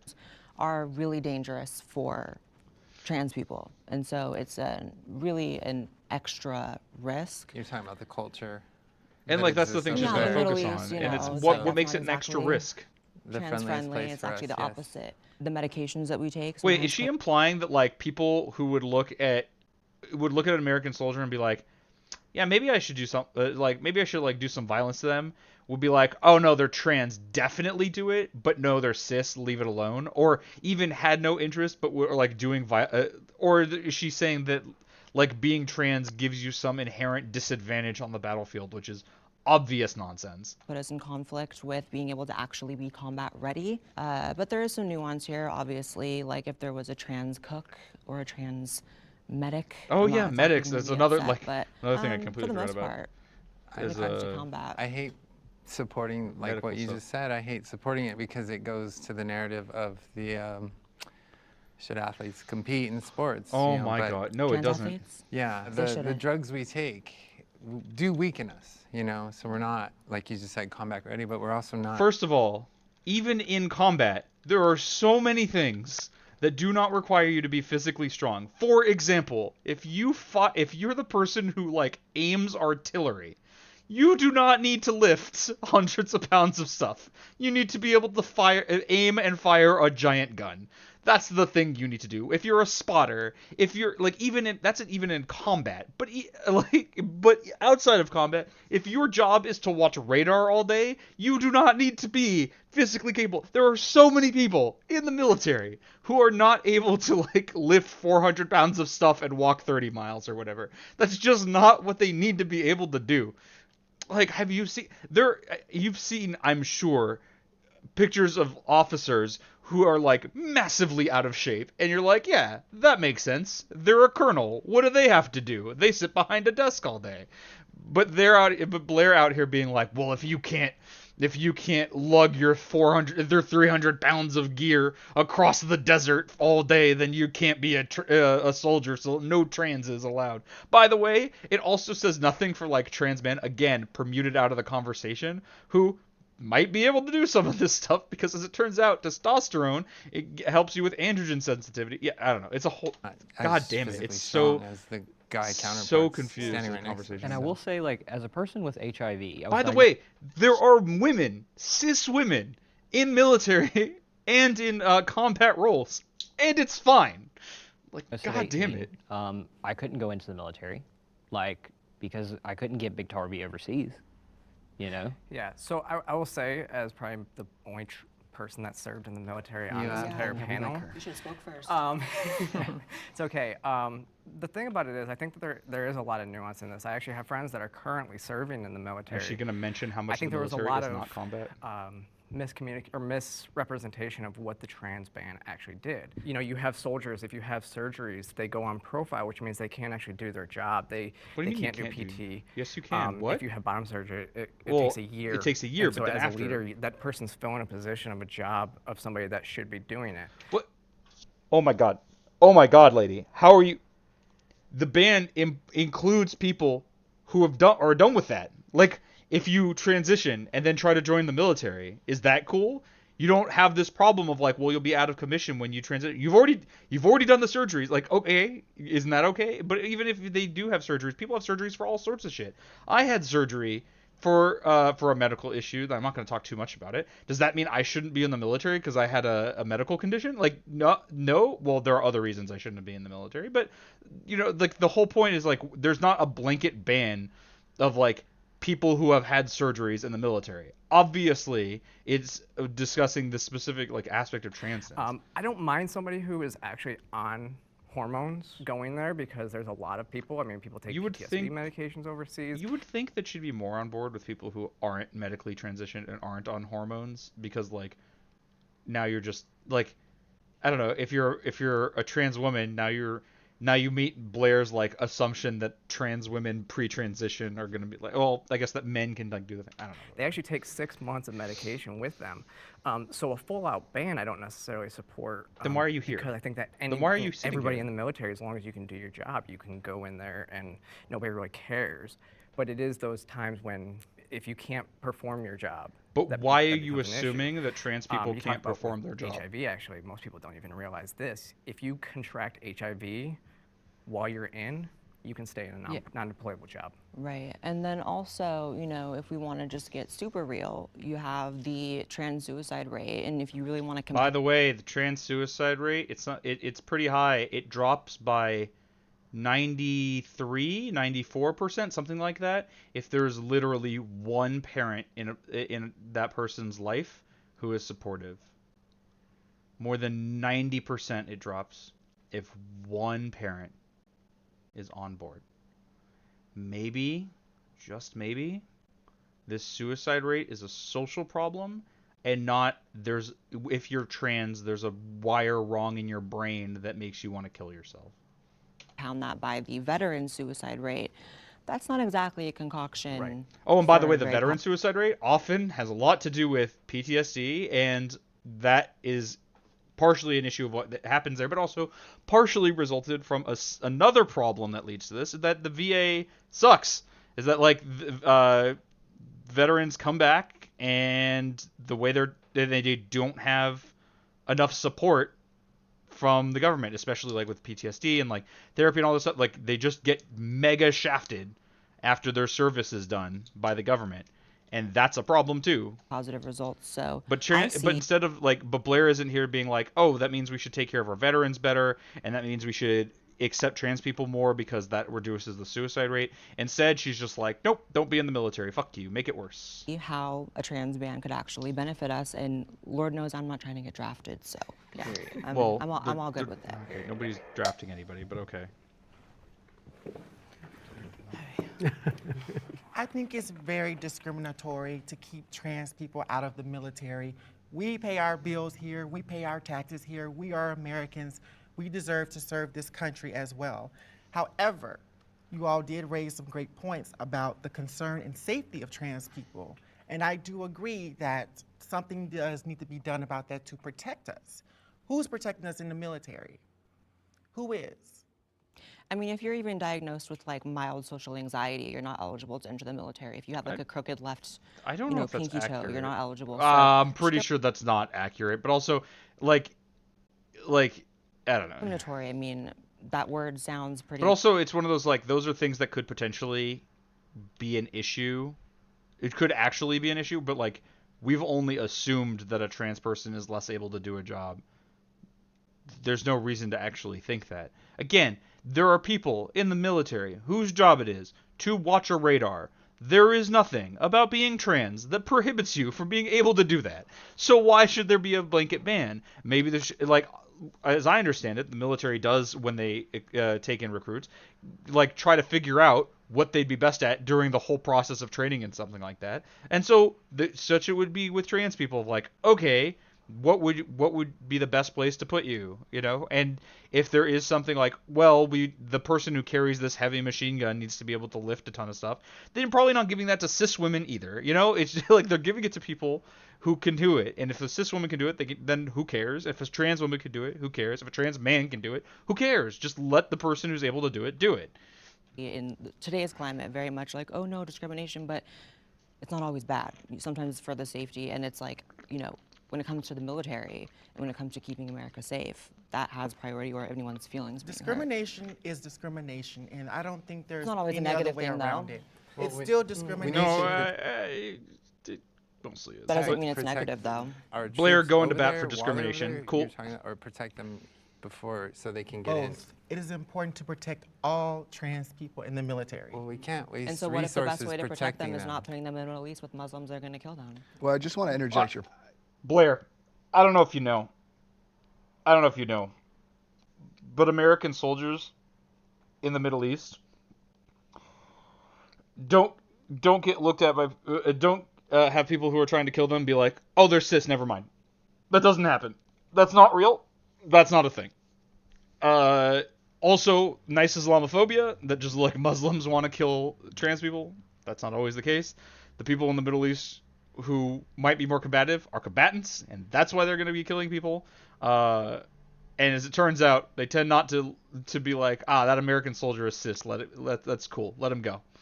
Point about suicide. So as somebody who has worked in community service with community members directly, a lot of their suicide issues actually revolve around access to finances. And the military is one of the highest employers of transgender people.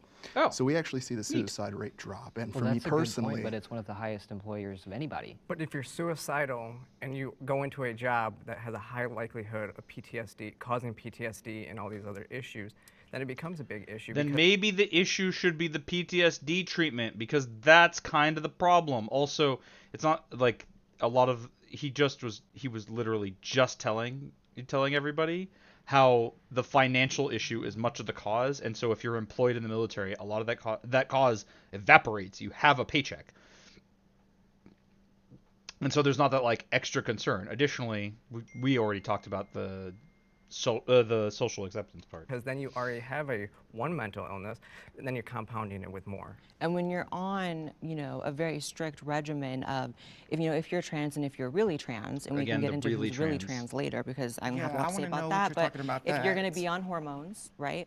You're not always going to have access to those drugs when you're deployed and when you're in those You're situations. not- That's why I say if you're, Okay, aligned. I hope everyone at this point doesn't need me to keep saying every time it comes up that not everyone in the military is deployed overseas and is in a combat role. Like, it's like, oh, you might not always have access to your drugs if you're deployed. Okay, what if you're working on a military base? What if you're in the supply department on a military base in the U.S.? I think you'll be fine, actually. But the ban isn't you can't be deployed overseas if you're trans. The ban is you can't be in the military. So like she's like talking about a niche thing that might maybe not even necessarily be reasonable, and acting like therefore the unreasonable larger version is okay. By the way, the one person who was in the military even mentioned that people take 6 months of whatever their thing is with them when they're deployed because they need to take their medication or whatever. People with like HIV and stuff too. Like you might not be able to get more of it, but you can take a lot of it with you. Cook or something, if you're whatever, that's one thing.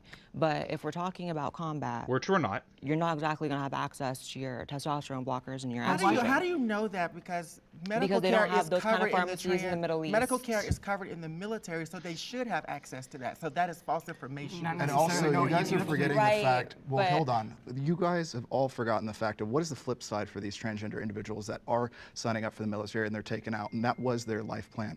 Where are they supposed to work and where is their employment supposed to be? No, I Because the agree mental it's- illness That's that also happens relevant. I agree it's through horrible. homelessness and the lack of resources agree that it's come. horrible. So that is also They the flip actually- side. Yeah, of it. Blair, like I agree it's horrible, but like we should let it happen. I don't know. So if folks But they don't didn't have, kick hold anybody on out. one second, but if they don't have access to a job I that like could this guy offer too. them Take your support and research and access to medication, access to benefits, lifetime benefits, that's something that most transgender people in any sector of any So job. do you want an answer to your question, or We'd just like to around? finish Because the I can question, answer it. You Blair. said what about those people that were kicked out? I actually think it's bad if you are someone who was in it and you really are, because just like Sarah, and I've met many trans veterans that I've paid respect to publicly on social media, and I think that's amazing actually. So if you're kicked out and it was once the norm But that what's you the could, resources you're I'm offering them, speaking though? though. If you're kicked Oh, out you're and cool. it Now you have once was problems the with norm for you interruption. to participate in the military, that's sad. But at the same time, if that is what is determined That's for sad, the but ultimate who safety gives a and shit? Fuck you. effectiveness Yeah, of the yeah, military, yeah. nothing should come before that. Blair, This is the like thoughts and prayers thing. People do this all the time, and it drives me insane. Of like, yeah, it's sad. We're just like gonna let it happen, and I actually want it to be a thing that happens to more people. But like, I feel bad for you, I guess.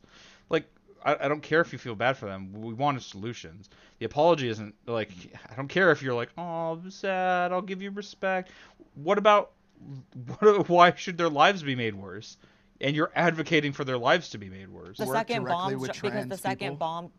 Have you ever worked I directly? am right now. I am right now. No, We're directly surrounded by in them. services in terms of nonprofits Sir, and she's actually a getting trans person. clientele. She's not That's my grassroots. entire She is career. not a grassroots Not person because, truth be told, a lot of our What does that community even mean? is in grassroots. Have you ever I'm not Nonprofit exactly sure what that means, but I will say, like, well, Blair has stated outright before that she sometimes says stuff that she doesn't believe, but you know she gets a paycheck. The Organizations that are transgender people that trans-led. you Hold actually on just took a care second. of. Hold on just a second. Took care of them, like what, like paid their bills? No, I I'm don't sorry, Offering them excuse me, services, getting them through I've helped a services. lot of trans people in my life, Trans-led yes. organizations that are ran by trans people. I really want to see what you've done for those organizations. 'cause Now I we're don't getting to see like any of y'all on the cred stuff. It's not The perfectly. front line. Fighting Like, what are you against the- talking about? I'm I'm on the front dedicated. line. Hold on. Blair, I've your dedicated channel is dedicating to shitting on trans people. Like you don't get to brag about that. She's going to. my entire life to in my own In way. my and own you way, can disagree yeah. with it because we all have our vehicles and our methods Your towards whole promoting channel is like, here's why this is a bad trans, but I'm a good one. trans acceptance and the ultimate progression of the quality of life of trans people. I've dedicated my entire life to that. No, Right? you've I access dedicated your entire life to being the last one led to the gas chamber. That's what you've dedicated your life to. Like millions of people every single month on all my social media. And I have people reaching out all the time saying that I've saved them from, what are just you like we physically mentioned, doing? suicide. What are you physically doing? Physically. That is the point. Have you ever Okay, taken so on a here's the client thing. loan? Have you ever So had here's the someone thing. come to This you is I'm sorry, do homeless? you have like, monumentally I'm do you have sure like you a guys trans feel very- humanitarian youth fund You guys or are asking something? questions and you have no interest in the answer. I'm sure you guys are very, very proud of the Because you're fact that going you can around in walk. circles, Blair. That's what we're saying. How could it be a circle when I haven't answered the question at all because you keep speaking? I'm sure you guys are very proud that you can enter a building and work with 25 people at a time. I access millions Oh, every that is month, not babe. what That's what I nonprofit do. work is. You know, you You can. are It's really so disappointing that you would disconnected ever from that. equate This is community disappointing, services. actually. disconnected. This is disappointing, actually. This is very It's disappointing. disappointing that you would. Blair, for real, you do not get to brag about the good you've done for trans people when your whole channel is dedicated to every trans is bad but me, or like the 3 people I accept. Disrespect all of the people that are in community service and all of these social workers that actually do Correct. help trans people. And it's really disappointing that you guys are Okay. disrespecting what the fuck I do, right? When you say something about what is grassroots, that's the problem that I feel that some Well, you're trans using a influencers are metaphor for disconnected. something that's That is not a professional. They're gonna metaphor. speak in That platitudes is the a whole time. That's tangible what they're gonna do. resource organization. Because if you, this is where Wow, y'all's this conversation's privilege gonna come in, get because way if more y'all off the don't rails need than My privilege? services My from content is a trans- resource. If you do not need First of all, services ma'am, don't come from my nonprofits privilege. that are trans-led, Because you I have was raised by privilege drug and you addicts. have I have access. HIV. I create the resources. Oh my rather. God. I create Yeah, the let's keep resources. moving My on. content is Oh, a I resource. get People. So we're gonna work with detransitioners who actually need our help. But we're not talking about military. Oh my God. Give us another one, but I'm gonna give you one more chance. It's the condescension for me, you know. I will take a step back and Coming let other from Blair. people Oh my have God. an I opinion. feel like so like Blair said, like when you want to go into the military, like they gotta like check you out and like are you fit to go into the military, whatever.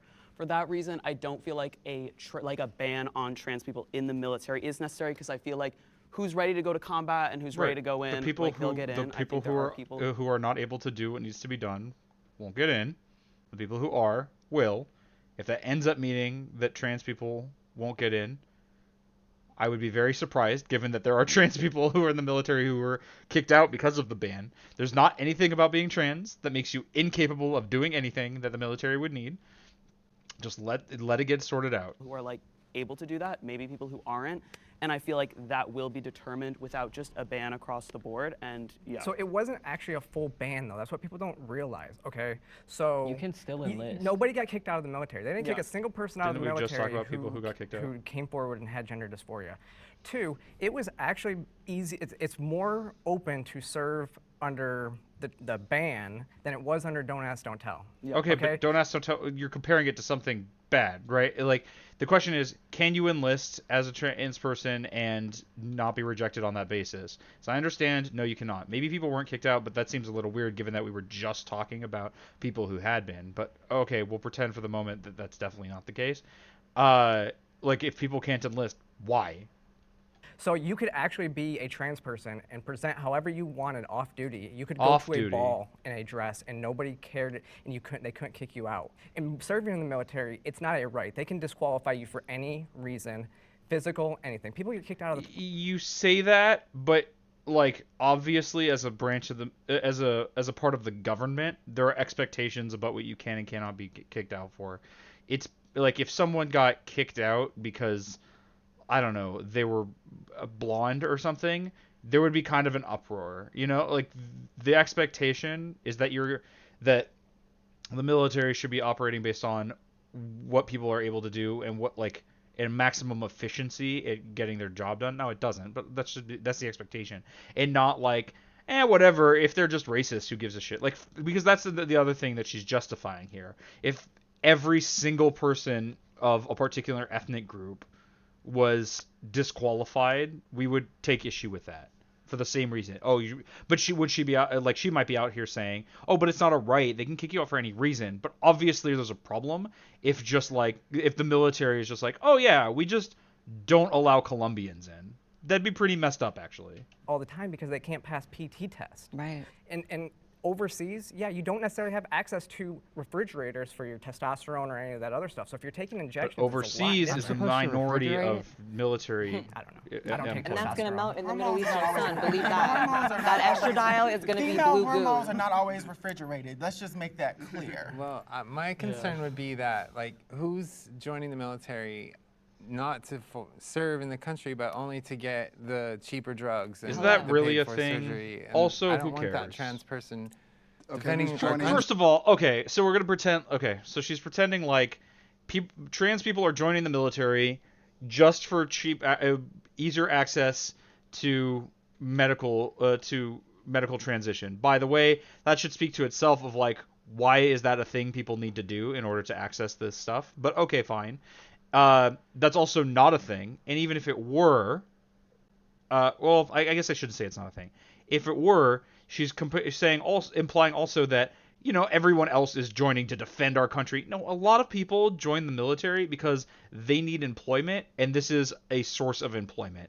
So many people in the military do not give a single hot shit about what it is they're doing other than it's their job and it's a paycheck. Maybe once they're there, they develop an interest because like you develop camaraderie and friendships and so on and so forth.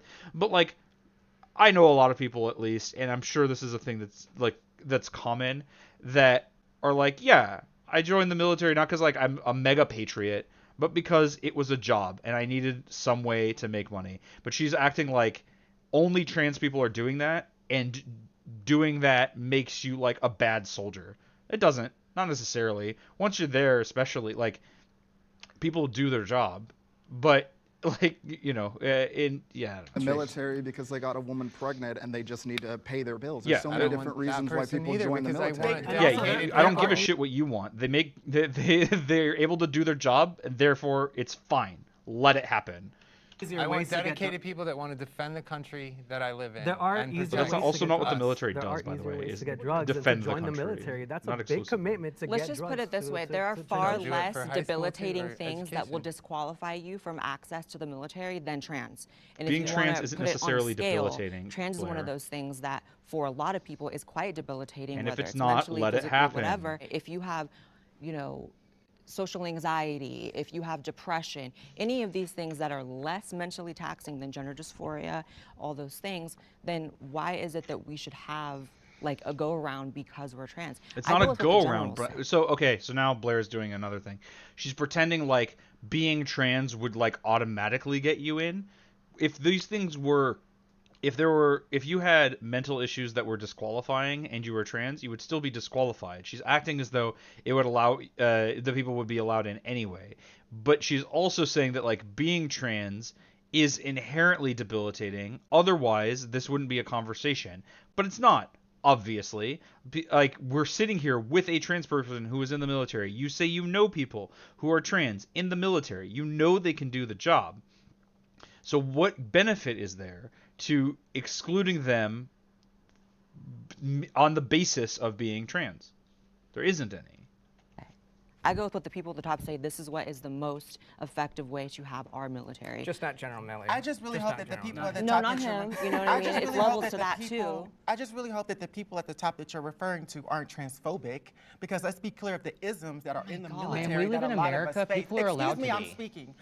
do not interrupt a black trans woman when she's speaking. You've Let's be interrupted very me clear hella when it times. comes to when Hella it comes times. to isms. Did the interrupter just Again, say if you use are your black, skin tone if to you say are you could black, interrupt Oh if her? you my are god, black yeah. and I think okay, Blossom was doing really well in the first question, but now she's I don't know. It seems like she got mad, and everyone gets mad. I do it too. It happens, but it's compromising her ability to like hold frame. Yeah, she's coming off really bad here.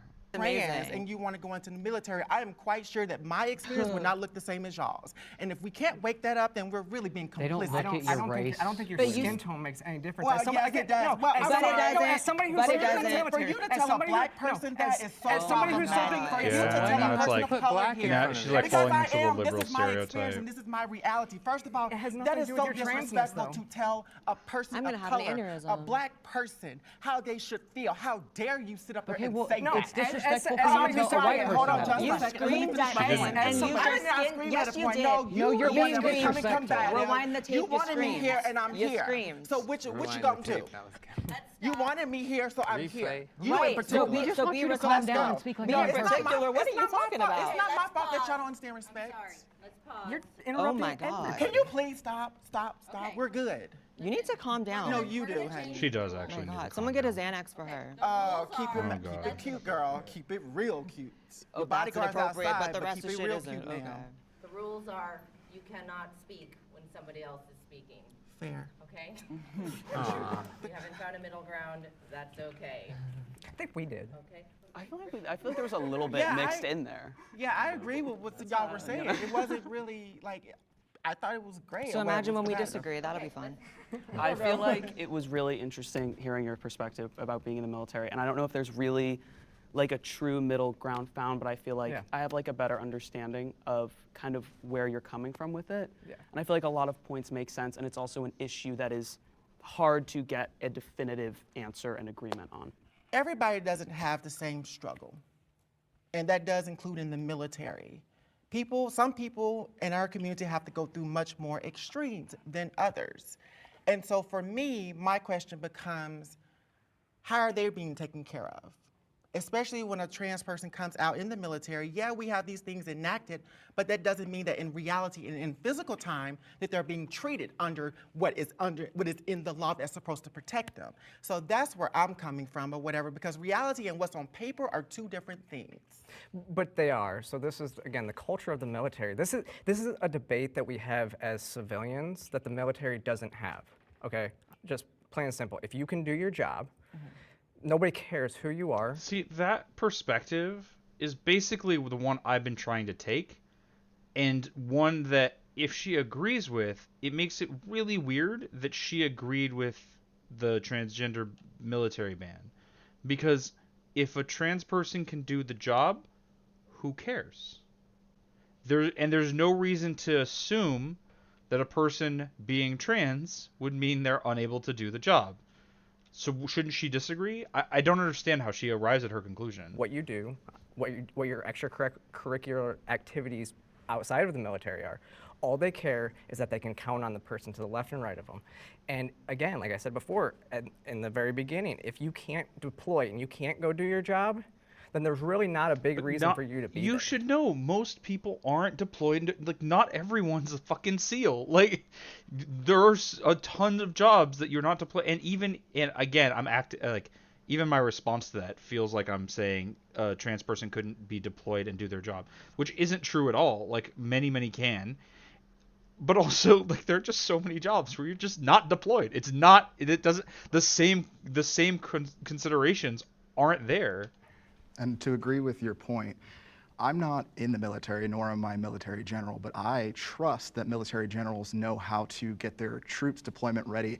And if someone is able to go through all the rigorous steps, take out the trans, but they've been able to meet medical, health, all of the hoops that need to be met, I don't see any reason to take away someone's opportunity to serve this country and to be proud of serving this country, because being American is something to be proud of. Yeah, and like the trans ban didn't actually do that. Like I said before, you just couldn't go actually take hormones and transition while you were in, and Which it was is lot a different. trans ban. Wait, what the hell? That is literally a okay.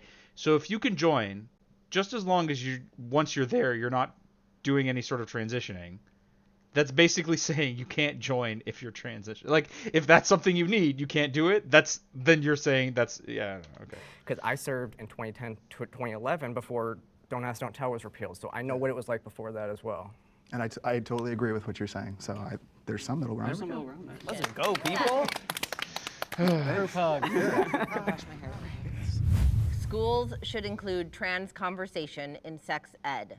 All right, Join so this them is going to be a huge issue because like there are different stages of sex ed, and this is a thing that's been like argued about forever. This is the same thing of like when people get mad that sex ed is being taught to 5th graders. They're like, you want to teach my 8-year-old about double anal or whatever? And it's like, no, they want to be like, we want to tell, or people will say like kindergarten, or whatever. We just want to tell your like kindergartner that like, hey, if someone tries to touch you here, that's not cool. You know, like you should tell someone about it. And that is sex ed, but you know, it's corresponded to the age of like, hey, we want to make sure that like when they're young that they don't get abused, and when they get older they understand more and more about, like, this is why puberty education happens when you're in like 5th grade, right before puberty is likely to happen, so you know what's relevant to you. Well, at some point it becomes important to be like, well, yeah, there are some people, there are trans, this is what they like, this is what things are like for them. All right, sure. This, I don't know what age this is most appropriate at, but like, if there's, I worry that there's going to be a conversation of like, you want to tell a 3-year-old about bottom surgery or whatever. It's like, no, I don't.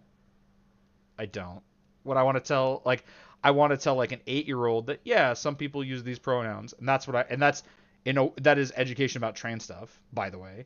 And then I want to tell, like, when we get to like full-on sex education, usually in like early teenage years, be like, oh yeah, also there's a thing called like that's like gender transition. This is what the surgery can look like if it happens, so on and so forth. Just in the same way that like I was taught about. I think the term is no longer in use, so I'm trying to figure like. Well, I was taught about like intersex people. That's not really common, but like that's a thing you should know about, right? Like it, because it's normal and fine. Same way, probably it's fine to teach kids to watch about this exclusive prompt. Oh, It's that okay that for was only on the minors to get extended top version. surgery. Okay, so yeah, of course the Really? conservatives are going to disagree. All right, so this is where people might take issue with the fact that I agree that it's okay. When they say minors, it's incredibly concerning because people are like, 7-year-olds are going to get top surgery. What top surgery would a 7-year-old even get? They don't have breasts yet. In fact, if a 7-year-old had breasts, they might need top surgery because like as one of the potential treatments for their precocious puberty. I don't know if that's an actual solution, so maybe not. And if it isn't, then obviously I'm still not on board. But when you say minors, you're probably talking about teenagers. Teenagers sometimes get top surgery even if they're not trans. I've heard stories about the people who were like, yep, my breasts were too big and they were causing me back problems and all sorts of stuff, and so I got a breast reduction surgery. And nobody cares about that. Nobody gives a shit. No one's mad about it except very creepy people who want to just see giant tits on a teenager, and I don't care that they don't like it. Nobody takes issue. So what functionally is the difference if a 16-year-old has a mastectomy as opposed to a breast reduction? Just the degree, right? Now maybe this is the kind of thing that we should be careful about, but we are careful about it. This isn't just a thing where like a 16-year-old can just walk into a doctor's office and be like, chop off my tits, and then 6 hours later they walk out with double mastectomy. That's not how that goes. Like, we have to be careful about this because obviously major surgery is a big deal, but we are, and as long as proper precautions are taken, then why would it be an issue? But of course, the conservatives are opposed to it in principle, not with caveats, but opposed to it in its entirety. That's pretty vile. Yeah, I even feel she's like, it's pretty vile. The Why? vibe is like, like as someone who had top surgery and went on hormones, like it's a very emotionally intense experience. I think Yeah, and you have in to be terms ready of for like it. And most minors maybe getting not, might surgery, not be. like the reason why I'm not like no to that is because Oh, and by the way, puberty blockers go a long way to making this unnecessary. If someone is showing signs of being trans at a young age, puberty blockers are something they can go on. They tend to be very reversible. Most of the time, people who go on hormone blockers are not giving them an error. Basically, what I mean is they're not going on hormone blockers and then being like, oh, actually, this was wrong for me. So as it turns out, that's not that big a deal. But then when they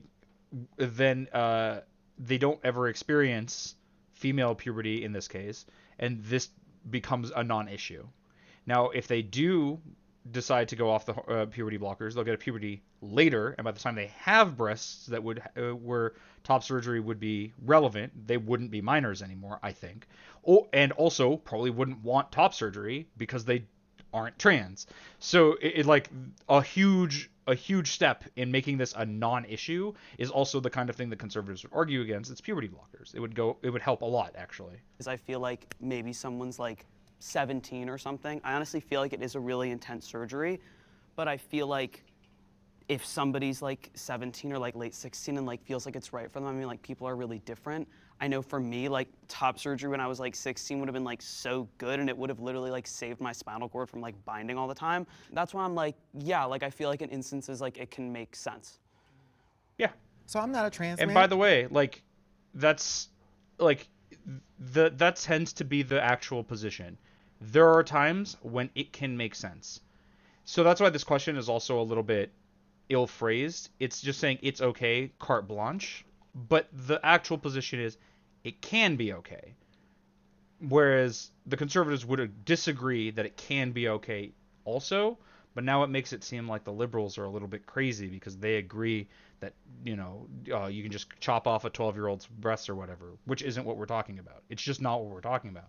And like Sasha was saying, like this can be a really difficult thing. So maybe it's not for everybody, but it can be for some people. So I don't have the experience or whatnot, but I do think that it has to be done safely. There is a process when it comes to And I guess like I don't know how much this is happening where like trans women will get breast implants as teenagers. As I understand, HRT also lets you like grow your own breasts, so they often don't need it. But even if they did, I don't even know if this is a thing. Like this again, like a lot of the implications of these conversations are left out. We're probably mostly talking about trans men here. in these types of gender affirming surgeries. You know what I'm saying? Talking with your parents and then going to endocrinologists and going through therapy to make Also, that I keep looking at this necklace that Blossom is wearing. That's like it's like an evil eye pendant or something like that, right? I don't remember exactly what that is. Someone can let me know. I'd be interested. I feel like I've seen this, but I don't remember exactly what it is. sure this is right for you. People have a choice to their autonomy. Now, I know that everybody does not, but those that do or whatnot should choose with the right medical education. Yeah. Yep. They should choose with safety and with full understanding And consultation of of medical experts is a benefit and what may not be a benefit. I agree with a caveat that there does need to be some sort of process. Which nobody's there is, just on by the board way, for in any place. instance of it all the time. whenever. Sometimes there's a slip through. Yes, things happen because, again, as I said earlier, this is a big world. But to, again, negate people the ability to walk through a door that you have walked through, I'm going to say this again, and then close it behind you, is a little bit of a slap in the face for anybody who's seeking transition. Yeah. And as somebody who has experienced top surgery and also waited quite a bit of time, a lot of severe damage actually was created to my rib cage that my wife, who is half my size, actually has the same size rib cage in the back as mine. And these are permanent damage to my body because I binded for about 8 years. Yeah, and that's really rough. Yeah, that's the thing that's often left out is like, it's not like when people can't get top surgery, they just leave it at that. Like, sadly, this is a thing binding is a thing people do, and it can cause a lot of serious harm to them. Like, this top surgery in comparison is way less dangerous than the binding that people do. Now, I'm not saying like that's necessarily a reason, right? Just because someone will do something harmful doesn't mean that you should allow another bad thing to be the case, but I also don't think it's bad. It's just like compounded on the fact that it can be very reasonable is the fact that, yeah, people end up hurting themselves because of how they feel about their body and the fact that they're unable to change it, even when the ability to change it is available. And if these people were cis, no one would question it. Just as a reminder, no one would take issue if, is his name Shane? I think his name is Shane. If Shane here simply like identified as a woman, but was just like, I just don't want to have boobs this big, and got a breast reduction to the point where they were almost gone, if not gone, right? Like, no one would take issue with that. The only problem people have is that it's supportive of trans people. Even still issues that I have with breathing and that certain really issues sucks, that I face that, you know, unfortunately, if I had that surgery a lot earlier, I would have a better posture. I'd have a lot of pain that is not within my body that I have to deal with on a daily basis, while simultaneously the idea that, you know, I get maybe under 16 top surgery would be something that would possibly even make me a little uncomfortable, but I also know that I was homeless at 16, paying my own rent, and left my home at 16 and had to live my life as an adult very early. So I was able to make those decisions for myself, but I think it's weird that others can't seem to see that I could make a medical decision for myself when I had to physically take care of myself. And I look... And that's something to remember, is that there's an age of medical majority that is different than the age at which you're considered an adult. You can make medical decisions for yourself when you're younger than 18. A lot of these are ones that we don't even really think about, or even if we would think about it, like, parents would be on board for anyway. But like, as an example, if your parents are anti-vax, and I don't mean like opposed to COVID vaccines, I mean like tetanus and whatever else, and you just don't agree with that, you can go get vaccinated, and that's okay. And we would argue that that should be your right. Why should your parents be able to control that? Well, okay, clearly you can make some medical decisions for yourself before 18. That would make sense. Well, so on. Well, same thing. Like, imagine less, more extreme, and less like contentious. What if your family's Jehovah's Witnesses, and you get into some accident? We'll even say it's not your fault, right? You get into a car accident because someone hit you while you were in your parents' car while they were driving or whatever, right? You need a blood transfusion. Jehovah's Witnesses are opposed to that. What if you are like, yeah, I'd rather not die, actually. I don't believe that strongly in this. Please give me the blood transfusion so I can not die, thank you. And your parents want to say no. Not only would I argue that you have the right to get that medical care despite what your parents say, I would argue the parents are being negligent if they did that despite their religious objection. And so, like, yeah, we would find it a little weird, most of us anyway, if you couldn't opt for that medical treatment despite what your parents are agreeing to. Well, in the same way, we can obviously, like, we can apply that elsewhere. There are other instances where you can have the right to your body medically, even if you're not 18 yet. Get some of these younger kids, and there's a sense of jealousy there and excitement for them at the same time, because they now have access to memories and being in the space and being in a comfortable body that, you know, I had a lot of isolation growing up in my childhood because I didn't feel comfortable to present in a female space or a male space. I was isolated constantly from school, from the outside world, from my family. And my transition, my top surgery, has done nothing but take physical pain off my body, especially with as large-chested as I was and having to bind for as many years as I did. I don't think any minor should be having life-altering elective surgery or life-altering elective medicalization, period. Now, someone like who takes a stance like this is likely to say, given the thing of like, okay, what about the cis girl whose boobs are just too big and are causing her medical problems? Like, she might say, Sarah might still say, like, no, you can't have that. But I don't imagine that stance was common until the question of whether trans kids should have this issue, right? That's a position they were forced to, not the one they already agreed with because of their principles. It's just, well, we want to deny the trans stuff, so we say no to both. And so when I work on bills across the country that do ban this for minors, there's a couple. Oh my God, you're part of. Oh, you're like a direct. This is what I mean, like, who did they get to do?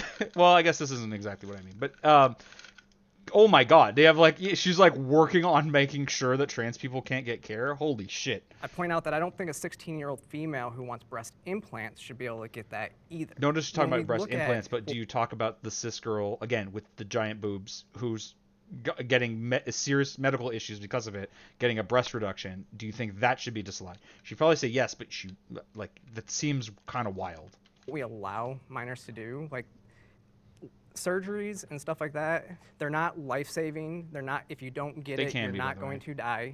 It's not like getting like having appendicitis and having to get your appendix removed or anything like that. It's elective.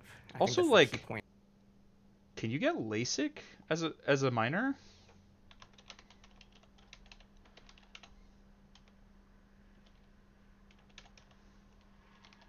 Like, okay, I just want to. Okay, it's not approved it. Okay, I was just wondering. Like, I'm pretty sure there are elective surgeries that are okay for minors, My even thing if about they're level surgery, I'm actually vehemently against surgery, like all of it, top surgery, bottom surgery, all of it. For minors or just in general? Particularly because you need your genitals.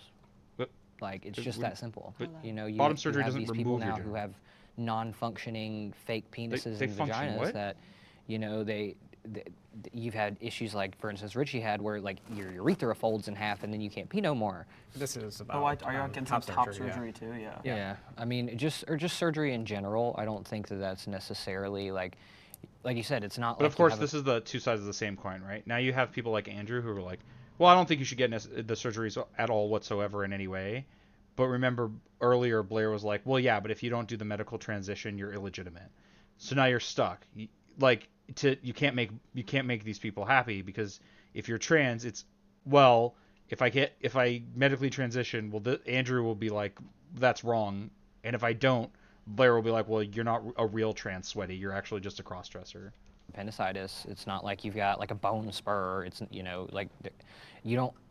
I disagree with not that because I having was in surgery- physical pain, and the moment that I got that top surgery, the pain was Well, alleviated.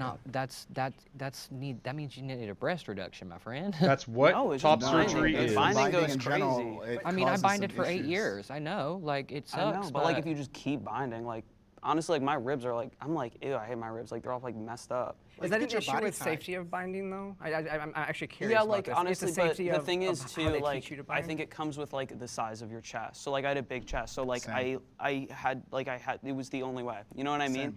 And I did try and like bind like safely, and I did buy like reputable like binder brands, but it is a lot when you're doing it for a really long time I and used to also wear it for like 3 days straight. I know, me too. Like, And and that's what's like you're not. And like, okay, then maybe the people like Andrew, like hasn't said as much, but the same thought of like, well, transition surgery can be dangerous should lead him to also say, well, therefore, binding shouldn't be allowed either. But then you get more and more into, well, now you can't transition in a way where Blair or any of these other people would say that you're allowed to occupy spaces, and it basically incrementally makes being trans impossible. And so at that point, like, you're basically just trying to legislate transness out of existence, not actually do any preventative harm. You're just trying to make them not be.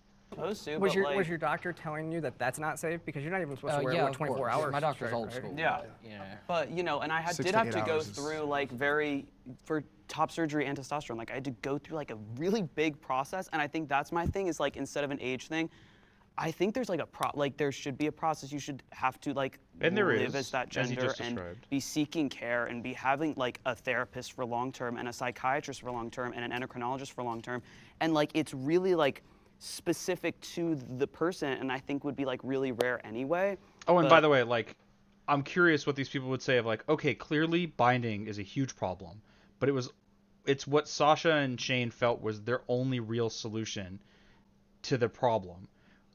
And the conservatives, of course, are against top surgery. Would they be opposed to if Sasha and Shane had access to breast reduction surgery?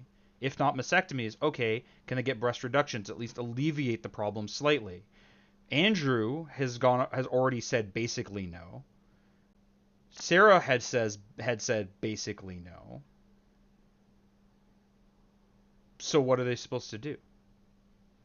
The answer to that, generally from the conservative, though the people on this panel won't say it, what they're obviously leading to is don't transition. You can't do it. And this is what I mean about like Blair isn't pro trans people, and neither of these other conservatives or whatever. Well, I don't even know. I don't even want to say they pretend like they are, but their whole shtick is to be the trans person saying don't be trans. That's what they're doing. That's what they're out here to do, is to say like, no, you can't get the surgery, and like binding is bad for you, but like sucks to suck. Maybe don't be trans then, idiot. Like, that's basically what they're here for. That's just my stance. That I agree with to an extent. This is definitely the prompt that I am the most passionate know, about Blair. We know. because I think there are few things more vile, more irresponsible, more Get to the point, please. dangerous than saying a child can consent to permanently removing a body part that serves an extremely important function. That's why children can never have teeth removed.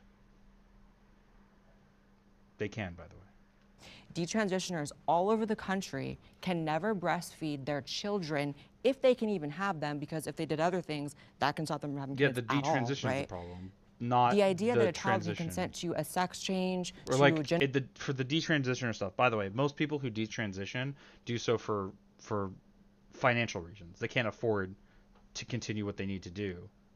That's not a problem with the transition process. That's a problem with our economic system. But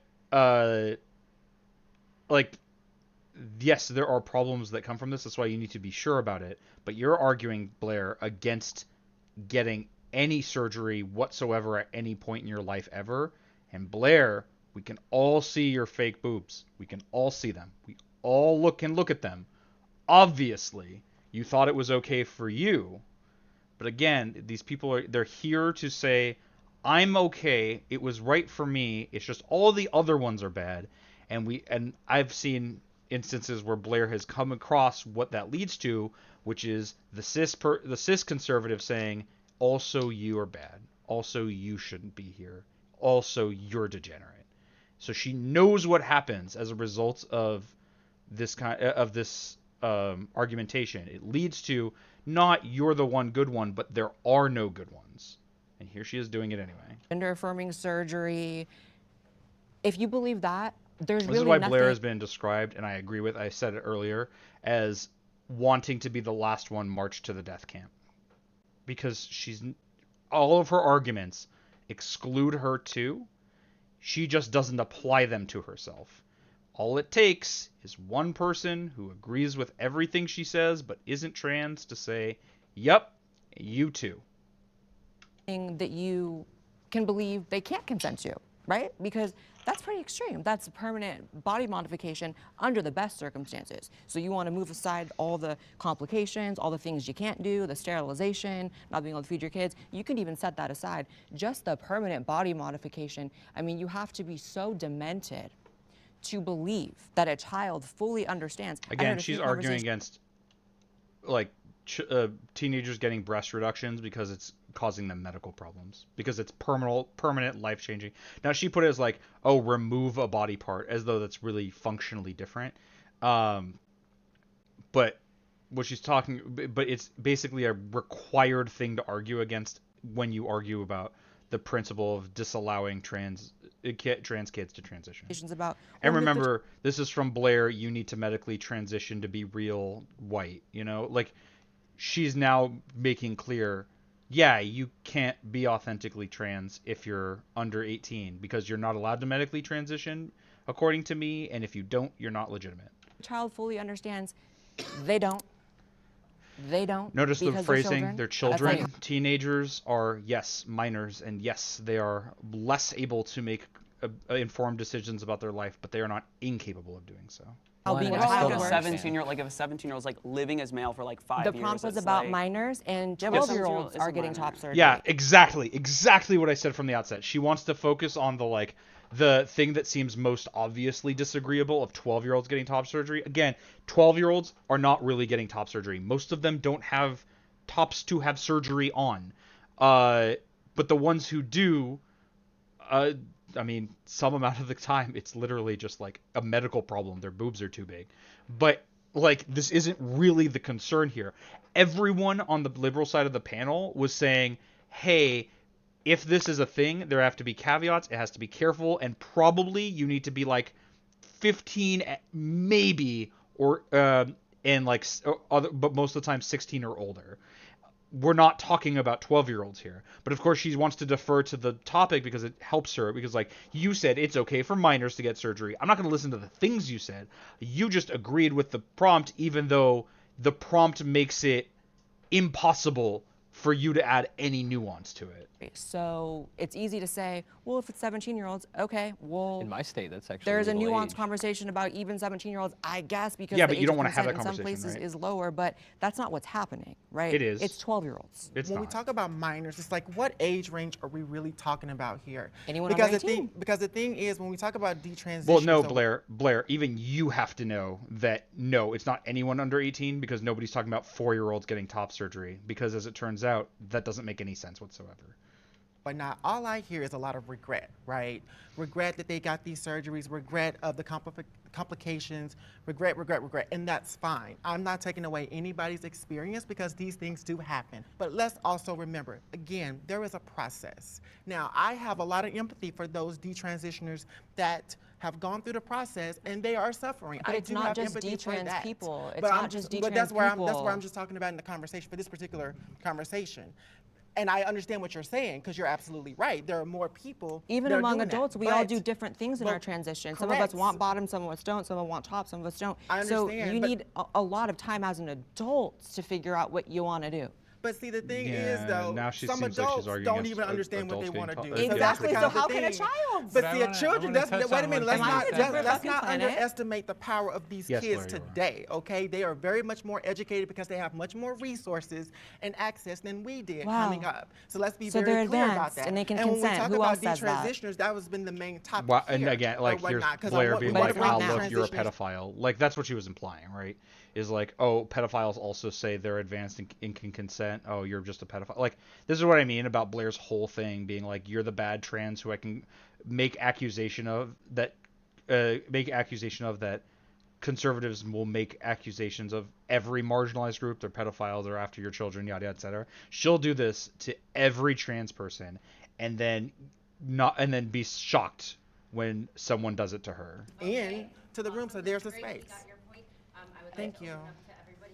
To your point about the reason why I'm against it is because, like you said, the children need to go through the proper steps, the parents, the doctors. okay. But in the state of California, if you, as a parent, tell your minor, no, you're not getting this, I'm not affirming your gender, I'm taking your kids away, and California is going to raise your kids for you. So I don't think that's actually going on. But by the way, yeah, as it turns out, abusing your kid is bad. Like it's one of those, like, this is only an issue because some people don't think that's abuse. But yeah, gender, like I said, the suicide rate drops by like 93% if one parent is on board. Like I don't know if I'd go so far as to call it abuse for like the exact situation as Jessica described, but the point I'm trying to make is that like she is, how do I want to phrase this? What she's describing is a caricaturized version of what actually happens, which is abuse. Of like, yeah, if your parent is just like, nope, you're wrong, and they're misgendering you and they're being transphobic at you, it'd be kind of like if your parent was being racist at you. Now that seems weird because most parents are the same race as their children, but not always, right? Like, what if they adopt a kid, or what if their partner is a different race, or what, and they just like, I don't know, they also hate their partner or whatever. This is the thing that happens. Like that would be pretty abusive too. But obviously this is shifting the topic, right? She's just trying to shift the topic from what the liberals have said, which is there can be instances where it's okay, and trying to pretend like they're on board with every made up fantasy of what's happening that they can concoct. Blair did it already, Jessica's doing it now. So, oh, you think it can be okay, therefore you're on board with parents not having their kids or getting their kids taken away from them because they said they're not agreeing to the surgery. That's not the thing that's happening. Canada too. That's not right. We also know that like all those safeguards that you're talking about, they're not happening. They are. That's They're what not I'm saying. happening at all. California will take But, it. and also, know. like, I love it. She's like, we know that. I don't know that. If the people who said who took the liberal position knew that, they would have said something about it. Obviously, we don't know that. You're asserting that, but by saying we all know that, you get to skip the part where you have to prove it. It's like, oh no, you already agree with me. I don't. By the way. But yeah, because you agree with me, I don't have to prove my position. We know and because you'd be crazy there was to a whistleblower reject out of it. St. Louis, and this isn't some conservative whistleblower. She was married to a trans man, and she considers herself queer. So, Did this lady, who is on the panel of conservative trans people, just said, hey, she can't just be a conservative. She was queer and dating a trans man? Did she just say that? You're literally here as the conservative trans person. You know that a person can be LGBT and conservative.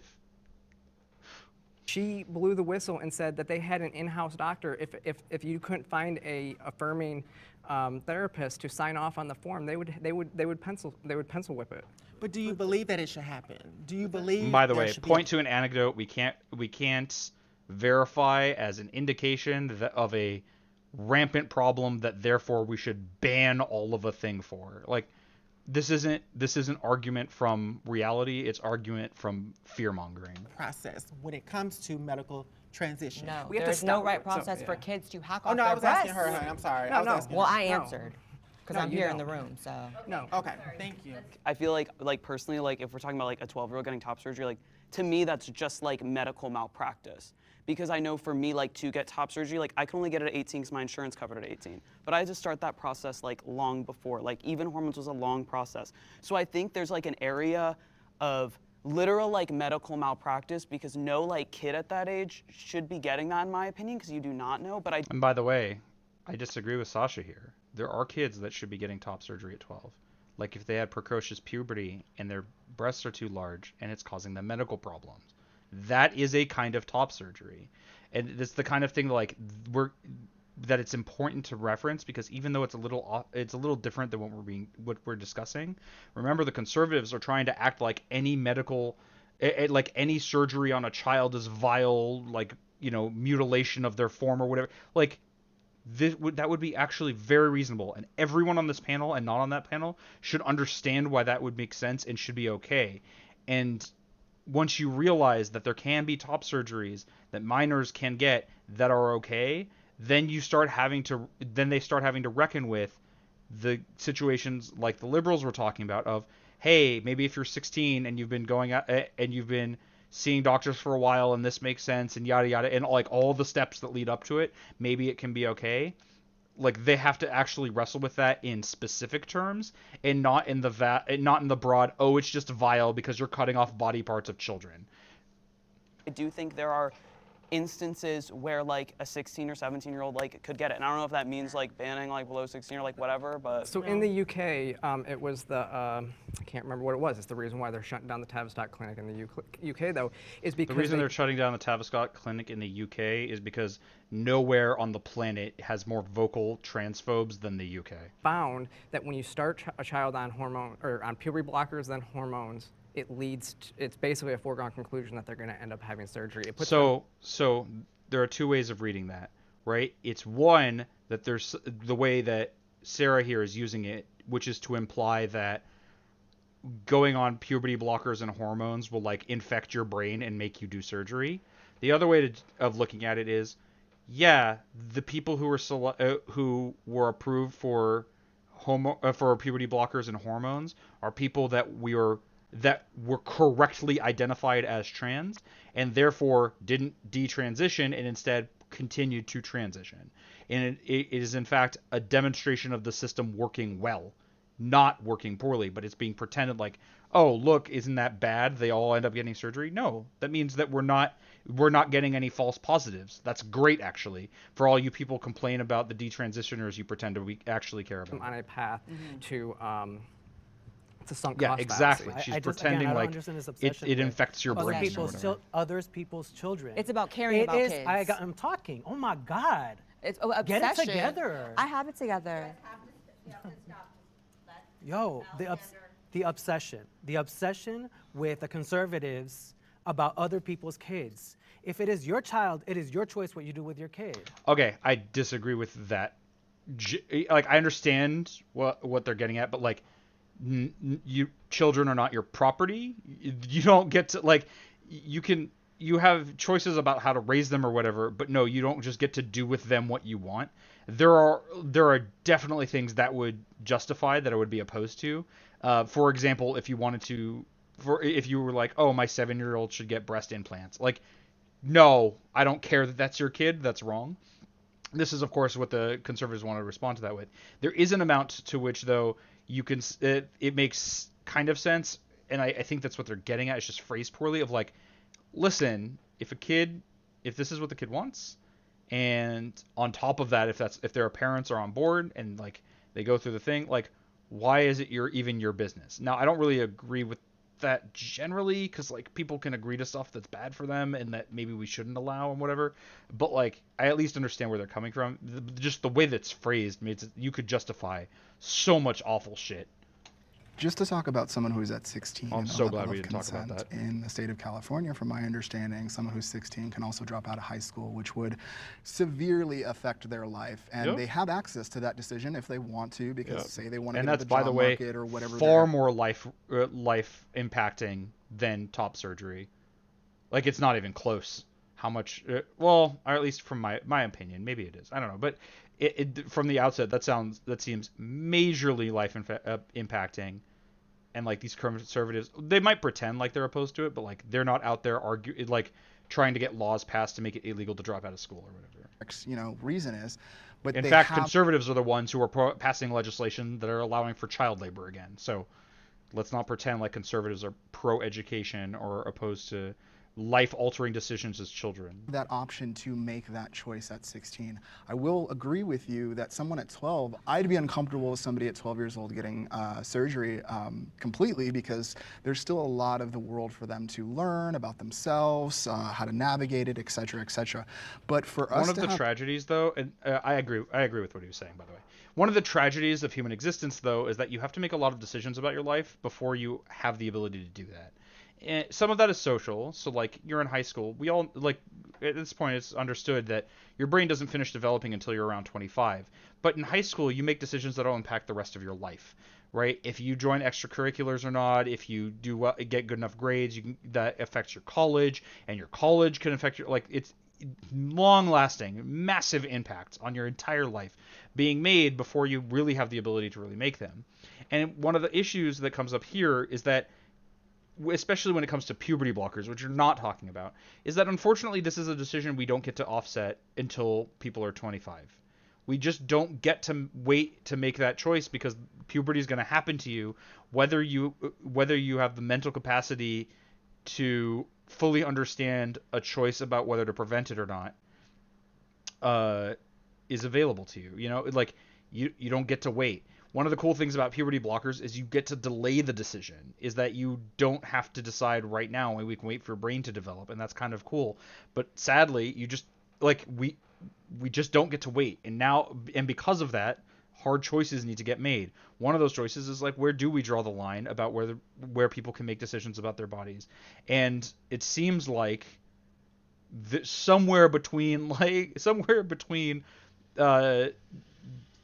birth and 16, there's a point where it kind of makes sense for you to have some control over it or whatever.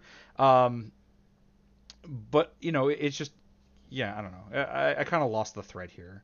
Have access to be able to drop out of high school if we wanted to, and make such a life-changing decision that could affect, you economically, socially, so many different ways. But I wish then Shane to was a say, little bit better about you know my what, you're not contacts. old enough to make this decision, for me, again, as somebody who was 16 and was in such a religious family, and all the restrictions that I had, if I didn't have access to those things, I don't know if I would be here. And I've learned a lot through my transition and through my access. And I even grew up in the wild, wild west, where everything was still on YouTube, and we didn't really even have medical providers really even giving us guidance, and especially trans men. So I find it rather uncomfortable that we're able to make a 16-year-old be able to make that type of decision. An 18-year-old is allowed to go into service, but for some reason we can't give that same access to a kid to have that consciousness. Because I can tell you, at 16, I knew who I was. And like, that's another thing that's kind of relevant here, is a lot of these ages are rather arbitrary. There's nothing special about 18 that makes you more cognitively able to handle decision making than 16. The only real bright line you can really draw is at 25, but we don't, for a lot of reasons. One of those is that like peak military age, or is closer to 18, because peak physical age is around like 18 to 25, something like that. And so it just kind of sucks that our brain doesn't develop fast enough for our body. It's something that's been noted before of like, you know, if you're 18, you're old enough to go to war, but not old enough to drink to forget it. Isn't that a little weird? Now, people shouldn't be drinking to forget, obviously, but the point is the arbitrarity. Why is 18 military age? Why is 21 drinking age? What is special about being that age that makes a difference about it? It's not really based on anything, but deferring to that cultural agreement on 18 being the relevant age for medical decision making lets conservatives pretend like they're actually preventing some harm, because the difference between 16 and 18 isn't logical, but it exists. And to head off anyone who might say like, oh, if you're arguing about the arbitrarity of these age points, are you implying some bad stuff? By the way, it would make more sense to raise the age of consent for most things to 25 because that's when our brains are fully developed.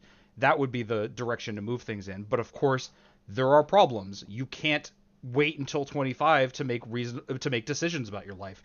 The world just doesn't work that way, and there are certain decisions that can't be made if you wait that long. So yeah, I just want to be clear. I'm not arguing for the lowering of the age of consent. Just saying, like, just pointing out the arbitrarity, and that like 16 versus 18 for medical majority is not terribly different. Not at 12, not at 14, but 16, there's a certain level of consciousness and experience that you've experienced in society that you understand the pocket you fit in. But just because other bad things happen doesn't mean that that is okay. And in fact, this is back to what Shane was talking about. As I remember, one of the major experiences of being a teenager is being at a point where you have to make life-altering decisions. You have to, you are starting to understand how to make those decisions, and you have no more control over your life. You're still a child. You still, like, I mean, I've heard stories about, like, someone was like on pain medication because they had like necessary surgery. This isn't like elective or whatever. Like, they needed some medical treatment and they had pain medication that they could take. Obviously, their parents were the ones who were holding on to it for them, and were just in this position of being in pain and not being able to do anything about it because they had to go through their parents to get it and be like, listen, I'm in pain, I need my drug. They're like, no, we're waiting until we can get food, and that's going to be a half hour. And you just are in this position of like understanding what's going on with you, being allowed to make decisions that will impact your whole life and having no control over it, even whether you're in pain in a situation like that. And yeah, I don't know. Like, it's more just this conversation brought up those experiences and those memories for me, and it feels important. I'm like, yeah, a 16-year-old isn't able to fully make decisions about their life, but they're able to make some. And with the support of people who know what they're doing, like doctors, medical professionals of all sorts, therapists, things like that, this decision can be reasonable. It's like, so just because they can drop out of school means they should be able to cut their breasts off? But Blair, what he's saying is that you don't have any problem with them dropping out of school, but you do act like this is the most vile thing you've ever heard. Non-binary should not be considered under the trans umbrella. We're only going to get conservatives here. We got all of them. Yeah. And again, another question where it's like, okay, we had one question where obviously the liberals are all going to say yes. Or actually, it wasn't even obvious. All the liberals did say yes, but you might have seen some no's. But other than that, we've had every question. Obviously, every conservative is going to say yes. It just gives them the floor more. This is what I mean about Jubilee being very skewed in how they present things, even though they appear neutral. They go out of their way to try and appear neutral. They even call this middle ground, as though there's any sort of fairness going on. I think that the concept of a transgender umbrella is inherently an issue, right? Because Is when it? you're talking about something as nuanced, Oh, complex, right, because you want to reject full most of trans social people. dynamics, You don't want the medical umbrella. dynamics, so many things to be considered. When you're talking about a transsexual, you should really be specific, right? That's interesting. She's And talking this about entire transsexuals, yeah. concept actually of By the way, for those of you who don't know, the difference between transsexual and transgender depends a lot on the person using the term. Transsexual just used to be the word for it. For like older activists who were like operating maybe the 80s or 90s or something, like even before that, transsexual was just the word. And some number of people prefer to refer to themselves as transsexual rather than transgender because that was the term they got used to. Kind of in a similar way that a lot of people refer to themselves as bisexual, even though I have literally never met or seen a single person who calls themselves bisexual who would reject who would reject non-binary people. In general, bisexual is more accurately pansexual, but people got used to saying bisexual. Okay, fine. For some people, that's the case. For some people, you really have to like pay attention to who the person is, and I think we can safely say this about Blair. Transsexual is to delineate from transgender, to say, I am not merely one of those people who says I'm another gender and nothing more, which is illegitimate. I am, in fact, a person who does the medical transition, and that makes me a cool and good person, trans, actually. So that's likely how she's using it, but obviously not every instance of the use of transsexual is necessarily bad. transgender is relatively new. Like it came about in the 70s or 80s through queer theory when originally it was about transsexuals, which was considered a medical diagnosis, which was a medical process. Yeah, and she's it even defined explicit something in how very she's specific. using it, yeah. So for me, when I hear that non-binary, which if I'm to understand correctly, means I think that androgynous. Right, and it means you know identify Not somewhere necessarily. in between male and female. That's So some non-binary people are androgynous, some are not. I think it's safe to say that Alexander, the I was going to say Alexander here, but he's not they're not sitting here. The person on the liberal side, I think it's safe to say that they don't present as androgynous. Right? There's not like, oh, I can't really tell if they're it's one of those just a lot of gender signifiers that in a binaristic model would be considered contradictory. A lot of male gender signifiers, a lot of female ones, and or I shouldn't say male and female. A lot of signifiers for men and for women, but that is also a way of being non-binary. There's a lot of non-binary expression. It can be androgynous, but it isn't always.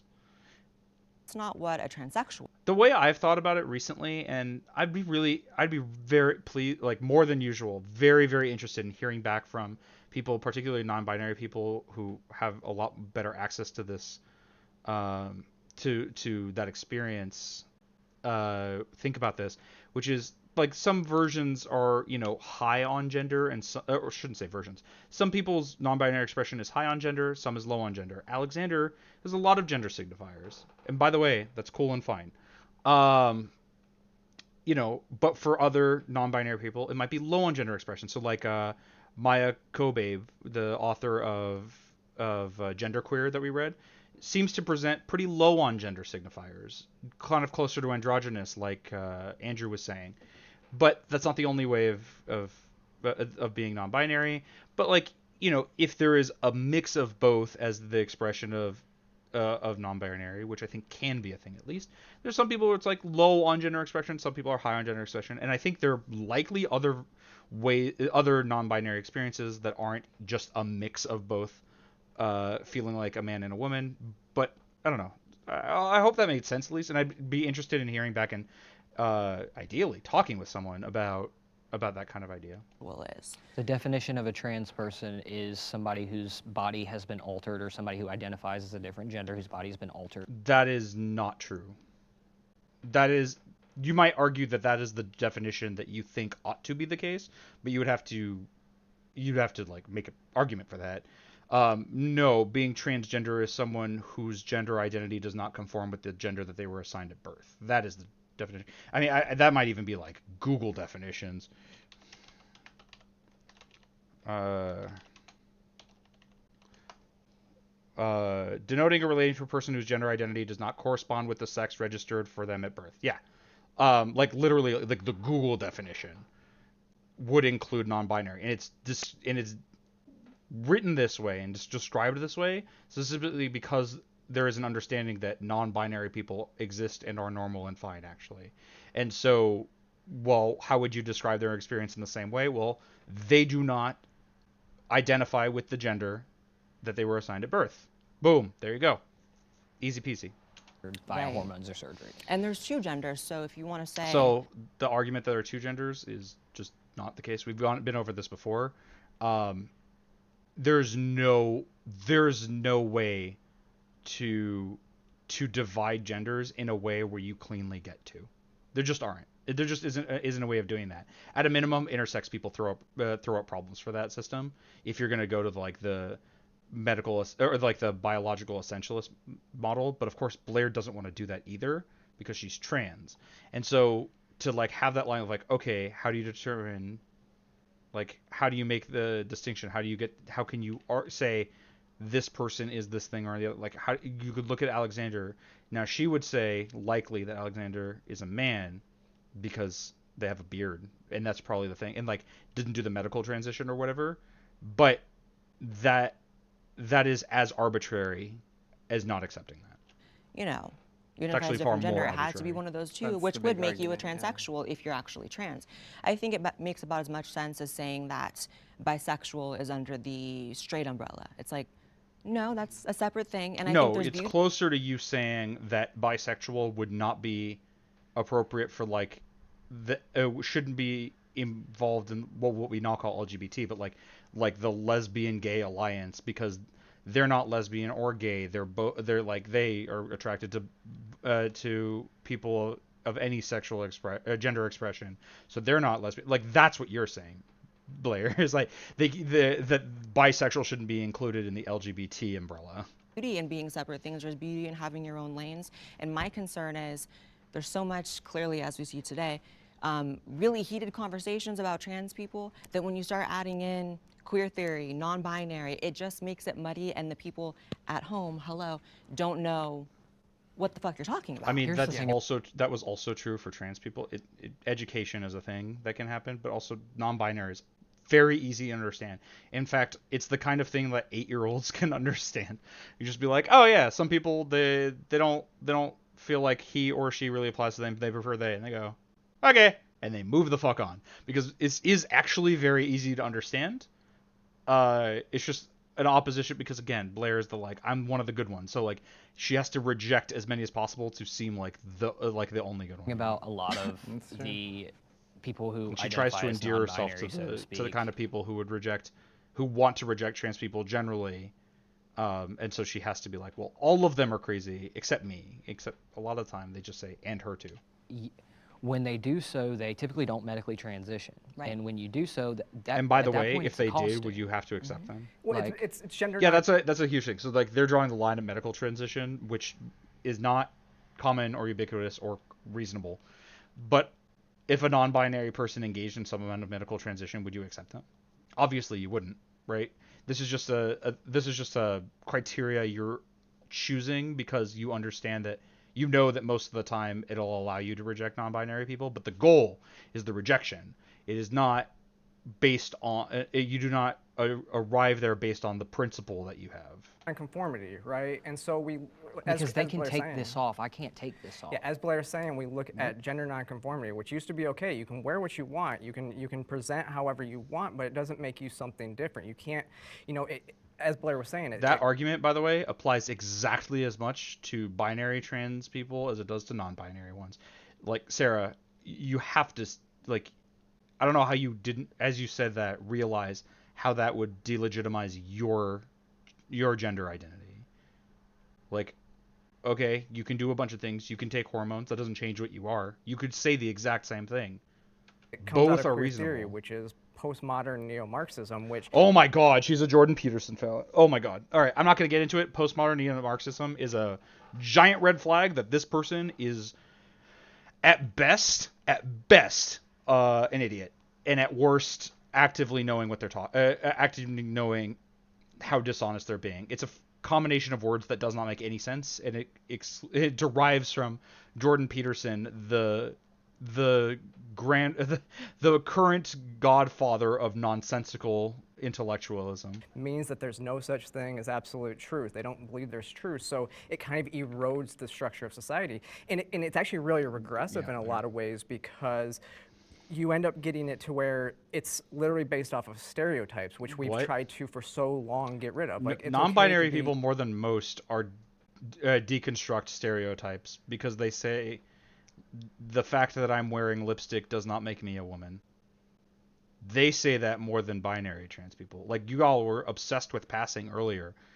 The non-binary people tend to say that what appears as a gender signifier shouldn't be, in a sense, right? Like that, like Alexander would likely say, okay, I'm wearing earrings and feminine clothing and lipstick and have a beard, and none of those should tell you that I'm a man or a woman, because I'm not either. gender nonconforming male or gender nonconforming female, and that didn't make you non-binary. It didn't make you trans. When I meet a trans person, right, like a trans woman, a trans man, there is an inherent camaraderie. Like when She says that, but she's lying. She's been delegitimizing trans people her whole career, but also in this conversation. In this video, she's been delegitimizing this kind of trans person or that or whatever. Like, she's not a comrade. It's only for those people that she deems have transitioned enough for her. They pass to her acceptance and her level of approval, and so she can say, okay, we're comrades now. But you don't think that about most trans people, Blair. when you mentioned I can't take this off, part of me almost got a little bit emotional. I know it's hard to believe people think I have emotions, but I really do. And because I saw you in that moment, and I said, you know what, we are similar in that way. We may be different in other ways. We don't know each other very well, but we have that. When I talk to or I'm around a non-binary person, it doesn't really, click. It doesn't connect. Yeah, but that click is because you're a bigot, right? Like that click is because you choose not, like, you just don't see them the same way, but that's not like an objective metric. If someone's like, oh yeah, I have like an inherent camaraderie with other people, like, I don't know, I've heard, like, I've some black friends in the past have told me, like, seeing another black person, they have like that similar sense. I've had the same thing with Jewish people. A lot of minorities have this.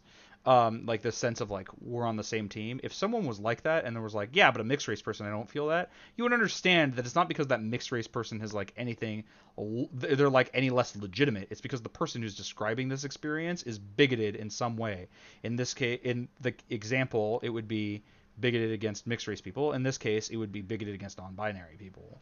Because it is so different. So I think that's inherently, I You're should be able merely to see describing some your semblance bigotry, of not my own issue like, within that not an person, and I objective don't when they're difference non-binary or at all. distinction. And so I have no issue with non-binary people. I just don't think that we're the same. Yeah, same. And so I mean, that is an issue. Like I was saying before, like when our acceptance rate has completely been destroyed because these people are initiating violence. Yeah, see, there's the other problem. Is like the blame of like, oh, we would be accepted if it wasn't for these kinds. This is what gets every success. This is a problem in agitating for rights. Is that, like,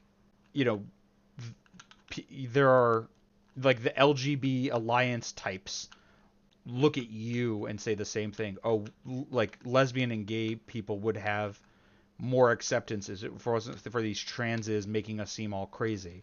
They all say that because it's a mechanism of making themselves feel better, but no, ultimately the struggle is the same, and that's why the LGBT banner keeps getting expanded, and that's why it's QIA++. This is why it keeps growing, because this isn't each individual group's fight. It's a fight that all of the groups have in common. You should be allies. In our name, they're gonna self-ID out of the category, and then we're gonna be the ones left holding the bag. Yeah. Wait, do you think that non-binary people exist to, like, they just say they're non-binary to make you look bad, and as soon as, like, trans people lose rights, they're gonna, like, stop being non-binary? Like, the conspiracism is insane. Sex is a binary, and you're neither. Sex of is not a those, binary, then you're by not the way. trans. Hello. Sex is not a binary, by the way. And we, like, that's known I and think obvious. it would be really hard for a cis person to truly imagine what it's like to be trans and what it's like to live with that and be born that way. And I'm not non-binary, and so I really cannot picture what it would, because I'm a binary trans person. I can't imagine what it's like to be in between that.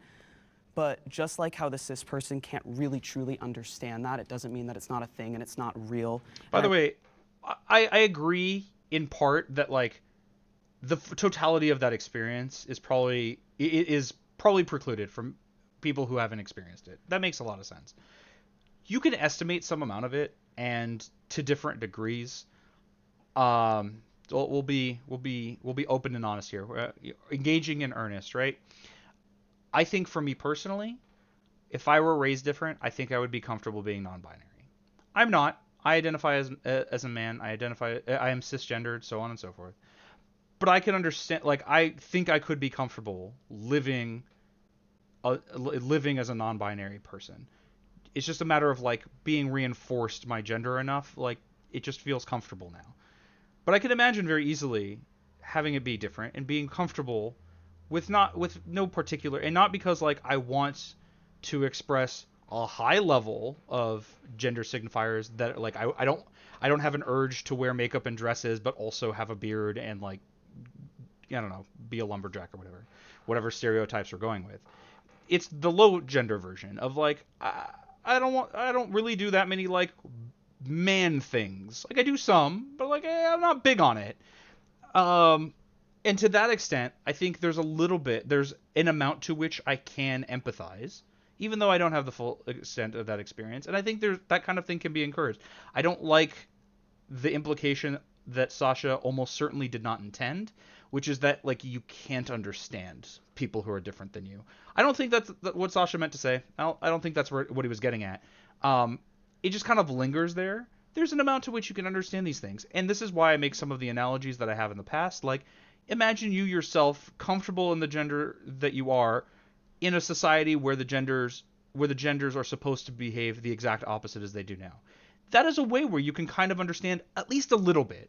It doesn't give you the whole experience, obviously, but it gives you a little bit. It gives you at least a hypothetical taste. And I think it's important to note that too. Even though I mostly agree with what he's saying, the implication that he probably didn't intend is what I wanted to speak to.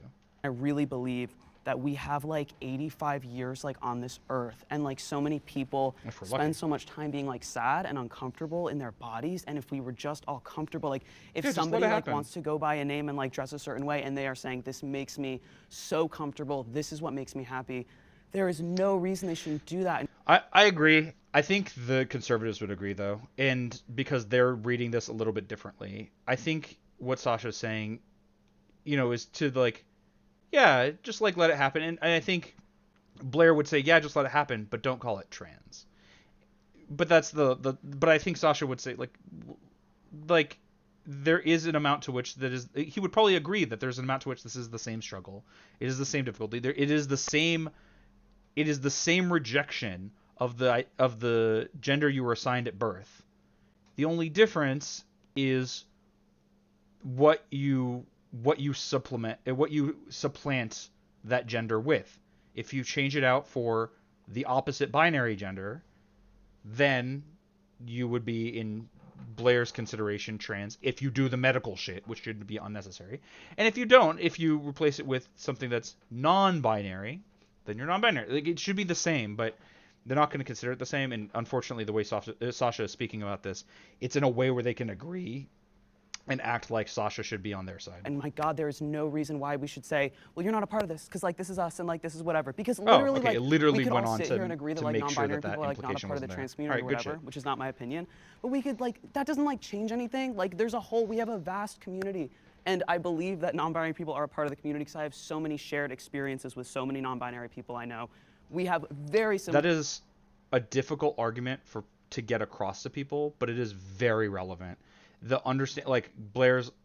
Blair was out here being like, listen, I don't really like see eye to eye with him, but Sasha's like, no, like when you talk to people who have this experience and you are trans, apparently, according to Sasha, at least in his experience, there's a lot of similarity. There's a lot of this of common ground there, and that matters. It matters if we're gonna pretend. Certainly, if we're gonna pretend like Blair White not immediately having a camaraderie with a non-binary person is relevant, then what Sasha's talking about is definitely relevant. Though I think it's more relevant than what she was saying. similar experiences in growing up with dysphoria, with transition, with anything, and nobody has to do anything. Nobody has to transition in a way they don't want to transition. And yeah, like, let's be a happy family. My God, let's all just be happy. That's my vibe. Yeah. And I think it's important to have a position like that there. I think Sasha has often been speaking to ideas that aren't good arguments, but are very, very important in the context of conversations like this, of prioritizing his ideals. He seems very clearly to have a lot of the same ideals that I do. That people should be able to live happy, fulfilled, healthy lives. That they should be able to actualize themselves in the way they see fit. And keeping your eyes on that leads you towards more acceptance. While it doesn't, again, it's not like a great argument. It's really important because once you get into the weeds, it's easy to start rejecting people like they do because like some made up reason or whatever. But you have to take your eyes off of the goal at that point. When you recontextualize, you say, "Hey, isn't this what we're trying to do? Aren't we trying to make it so people are happy?" That's when it becomes a lot harder to make the like conservative arguments. Now they often, conservatives, don't agree with that principle. They don't have that value, and I've talked about that in the past. But if you make it explicit, and especially what should be very uncontroversial, becomes a lot harder to start rejecting people, which is really useful here. Fight the fight together. Yeah, like, because let's do it. honestly, Like, We have unite. separate fights, though. That's the thing. No, Do we you? I don't don't. know if it We're is. weakening our borders by creating this divide within our own community. This is so silly. Look, I actually understand like a lot of the points that are being made here from the conservative side because I grew up conservative. I voted when I was 18. I voted for fucking Bush. Damn, girl. Like I was conservative. That's a really common thing. I'll go on. My first election, the first presidential election I voted in, I voted for McCain. I was also raised around a lot of conservatives. That's a thing. It doesn't mean doesn't mean people can't change, right? Conservative, okay? So we're the same age. So it was not until my later age that I kind of decided, like, you know what, let me be more open to different types of communication, different types of people. I actually talked so much shit about pronouns. Like, they, them, all this. I was like, what is this trash? When it first started really coming out, I did not agree with it. I was like, what is this? This is stupid. How can you be a them? Blah, blah, blah, blah. You were and I did the correct. whole thing, the grammatically. You're interrupting me. But you were correct. I'm But just saying. I'm agreeing with They you. asked you not to comment, and you're commenting. So if you could stop, that would be great. Thank you. So while this might seem like overly antagonistic from Alexander, I've gotten the sense so far that they've done a lot of cutting of the like just fighting that's been happening. There's been a lot of like even the moderator had to step in earlier and be like, hey, like the rule we have on these panels is not to talk over each other. I've never seen that in their videos before. It must have been real bad. So Alexander is probably responding to several hours of this happening, and Blair has been doing it a lot. So anyway, Blair will even do the thing, I see people do this sometimes, where they'll interrupt someone, and then if the other person like lets them go and tries to interject, they'll be like, "Excuse me, I'm talking." And it's like, you interrupted me. Like I was trying to get my thought out. If I interrupt you, that's because I'm continuing. as I was saying, so I changed my mind because I got to spend time around other people who were non-binary, who were non-conforming, and I got to speak with them and I got to experience their life and their experiences. And then I realized myself, I'm like, shit, maybe this is what I've been experiencing my whole life, only because I was exposed to it. If I would have never been exposed to it, I would have never known that this could have been my experience. It's another thing that came up in genderqueer, if you remember. Understanding your experience is really important because sometimes you don't realize that you're having that experience until you start to hear other people talk about it, until you can start to understand it. Experience. And I would have lived the rest of my life as a different person, as somebody who I'm not.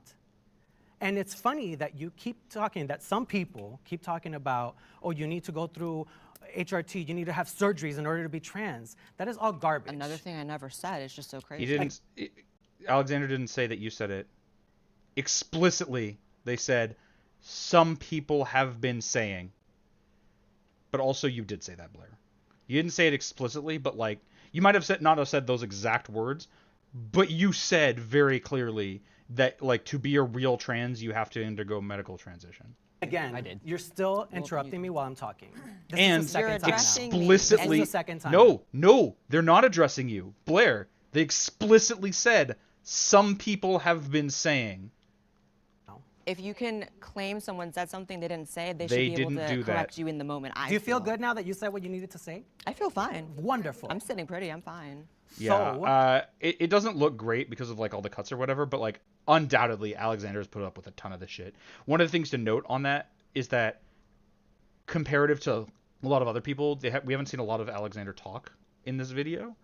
I don't know. I mean, some amount of that is just some people talk more than others in conversations like this. Some amount of it was probably a lot of bickering between them and Blair. And so this is like we're seeing the end result of all the back and forth antagonism. Like Blair wouldn't even look at them at the beginning. Like obviously it doesn't look great, but it's very understandable, and I can't bring myself to really take issue with the antagonism that's coming from Alexander right now.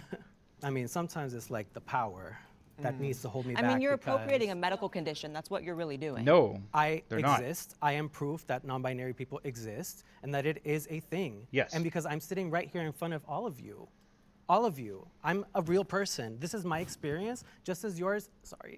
Just as yours is a trans experience. That as a trans woman, as a trans man, or as whatever. But I'm not here to belittle your experience or to tell you that you don't exist. And that's the difference between you and I. That you're trying to cancel you, and when I say you, I'm talking about conservatives.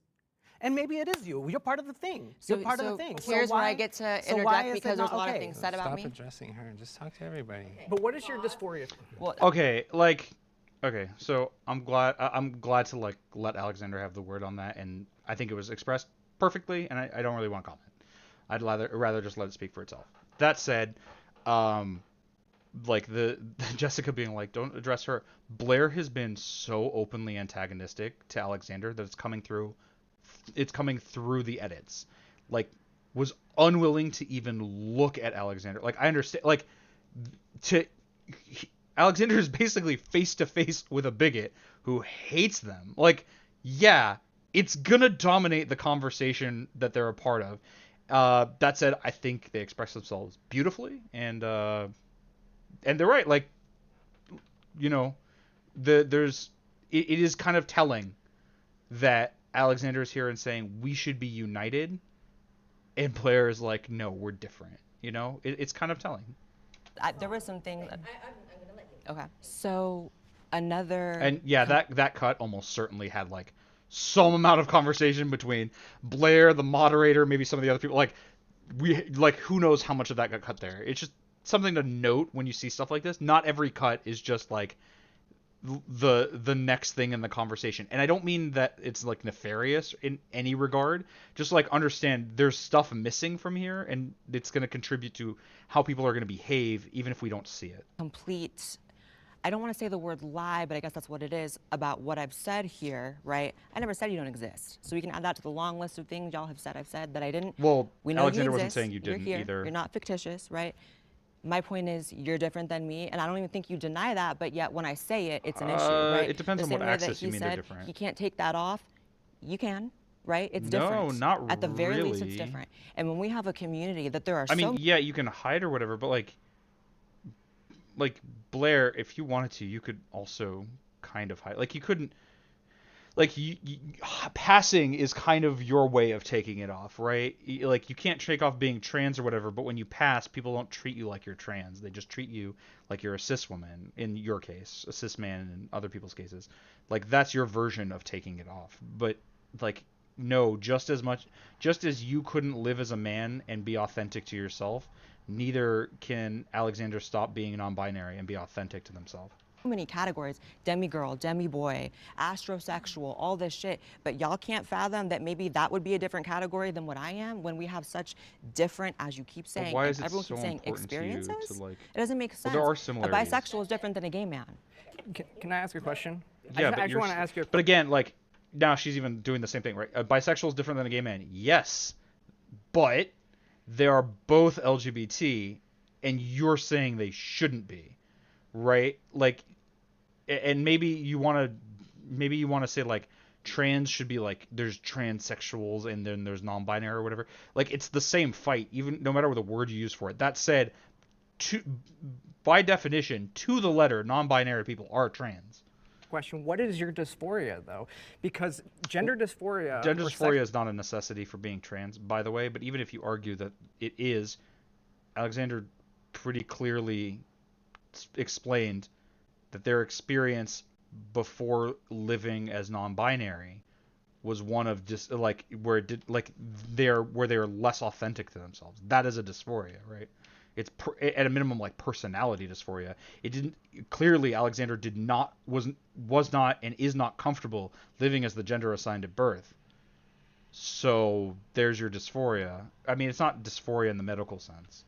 Sex dysphoria, as I would rather call it, is an uncomfortability between my secondary sex characteristics, not just what I wear on a daily basis, because masculinity and femininity doesn't have anything to do with being trans.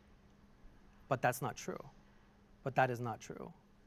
You can have dysphoria without having to be dysphoric about your sex parts. But what is That's why there's a difference between gender dysphoria and sex dysphoria, by the way, that was just laid out.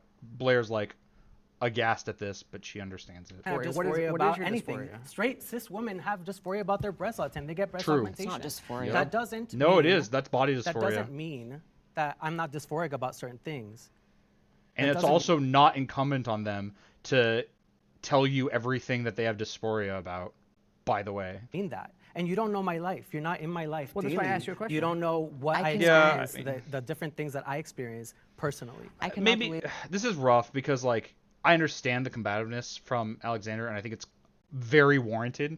Part of the problem is that when you're asked a question that comes across as non-combative and comes across as just inquisitive, I understand that it was a little bit of an attack, right? The implication being if you don't have this dysphoria, you're not trans. But like the combativeness comes across like you're just fighting with everyone, even though I understand. Like it's really hard. It's really, really hard to be combative with the person that you need to and immediately be able to dial it back for the person who's just asking the clarifying question. I can do this sometimes, but it's very difficult. And I wouldn't expect them. I don't even know that necessarily that they're doing it wrong or if that's appropriate here, but maybe it would be, even though, but it's incredibly difficult. That I grew up as, you know, this 5-year-old little kid experiencing just crippling gender dysphoria, like horrible thoughts, struggled so much my entire life to be sitting in this room and you're explaining to her what dysphoria is. I have my experience. It It's doesn't mean that I didn't Also, have that's not what You got a happened, Blair. different It doesn't experience. mean You that got a I different might experience. not. We all have a different. We all have a different experience. What makes us different? I know, but we're all. Yeah, but Blair, okay, yes. So as Sasha was saying, a few other people were correct. Like they all have different experiences. We all have different experiences. And so Blair's like, oh, so that makes us different. Except Blair, you're comfortable saying that at least some of the people on this panel are trans like you're trans. You have that camaraderie, right? Even though the experiences are different, but you want to reject Alexander. That's the difference. Different things. That's it. It's that simple. We don't identify as our gender at birth. Obviously, I'm not a non-binary person, so I can't speak for non-binary people, but I can talk about what I've been taught by non-binary people. From what I understand, when it comes to some non-binary people, sometimes they have to go into the gender binary for safety reasons, depending on the environment that they're in. A non-binary person stepping into this world and dismissing the gender norms of what people think a man and a woman is supposed to be like is so powerful. If you don't want to be mutable to the times of the expansion of the trans and non-binary experience, then just say that. I would rather you just say that you are not willing to move forward, learn the new terminology, learn the new pronouns. They're basically saying that, but come obviously with the trans umbrella and the trans experience for the most part. And also, I'm sorry, one more thing. And also too, There are non-binary people who have different sexual orientations. Let's also name that too. There are so many layers of nuance that we can yeah, I really don't think get that's to that relevant, when it but, comes down to the root of what being non-binary is. But what's the definition? But it doesn't make them trans. My big thing when it comes to, I agree with a lot of the things that you just said. I don't know that it didn't happen because of all the like cuts and stuff, but like it would have been very useful if one of the liberals, I keep calling them liberals because that's just what Jubilee calls them, but like if someone on that side of the panel had contrasted with the definition that Andrew laid out to say like, no, being trans is to not identify with the gender you were assigned at birth. It was implied a second ago. I missed who said it. It might have been Sasha. Someone was saying like, oh, they don't identify with the gender they are at birth, and like, yeah, that is actually the definition people most use. But if you don't make it explicit, which they might have, by the way, it makes it a little bit harder of like, well, the only definition that has been offered requires medical transition and excludes non-binary people unless they've medically transitioned, which, by the way, they haven't addressed. Like, the way Blair's been talking about it, if a non-binary person medically transitioned in some way, I don't think she'd be accepting, right? But that would throw a wrench in her allegedly principled approach of like, well, it's just like because you didn't do what you're supposed to do as a trans or whatever. I actually love you. I adore you. Oh, thank you. Right back at you. But here's the thing, right? That's not the prompt. The prompt was, is it different? And it is. Again, when I go out... No, it's not, is it different? I can't, like, should take it my be beard considered off, different? It's not coming off. Right. Unfortunately, have a as beard. much as I hate having facial hair despite being a guy, like... Real. Like, I can't go and reshape my body. I mean, I you can't can. go and You shave my did. Adam's apple down. I've been on this since I was 15. What if it had gone wrong? So I have an interesting experience with non-binary myself, as someone who has presented as a binary trans man. I also don't take testosterone. So for me, especially throughout my transition, I took testosterone for a short period of time just to get the beard and the aesthetics that I wanted to in my transition. Okay, I was wondering about that. I was like, wait, you have this beard without being on testosterone? That's like powerful shit. Like the force of your gender was so thorough that your body was like, shit, my bad. Let me hook you up, bro. I just was like, I don't know. I was about to be real impressed. I personally didn't want to lose my access to being able to give birth to a kid, especially with being with my wife for 17 years. We've been wanting to have kids, so I wanted to, have a backup uterus, so to speak. And in that process of doing that, I've discovered a lot about myself and my own identity of what is a man and what is a woman. And for me, when I take a look at the issue and the conversation, there's kind of two things happening.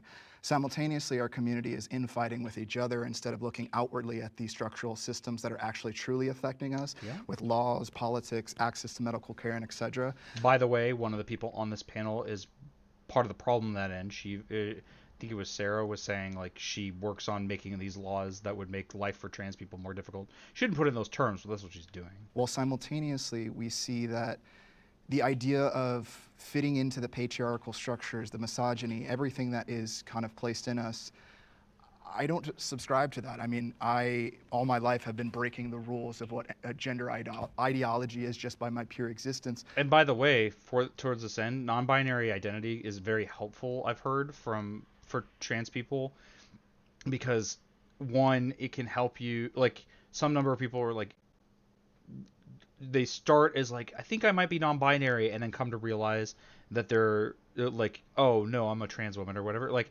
having that, like, I don't want to call it's not really a middle ground, but like having that middle ground space of expression can be helpful.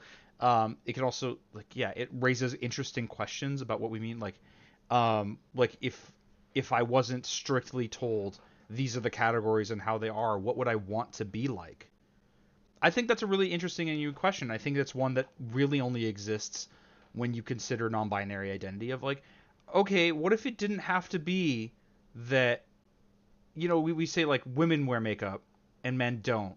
Well, what if that wasn't necessarily the case? What if I could, wear makeup and still not be a woman?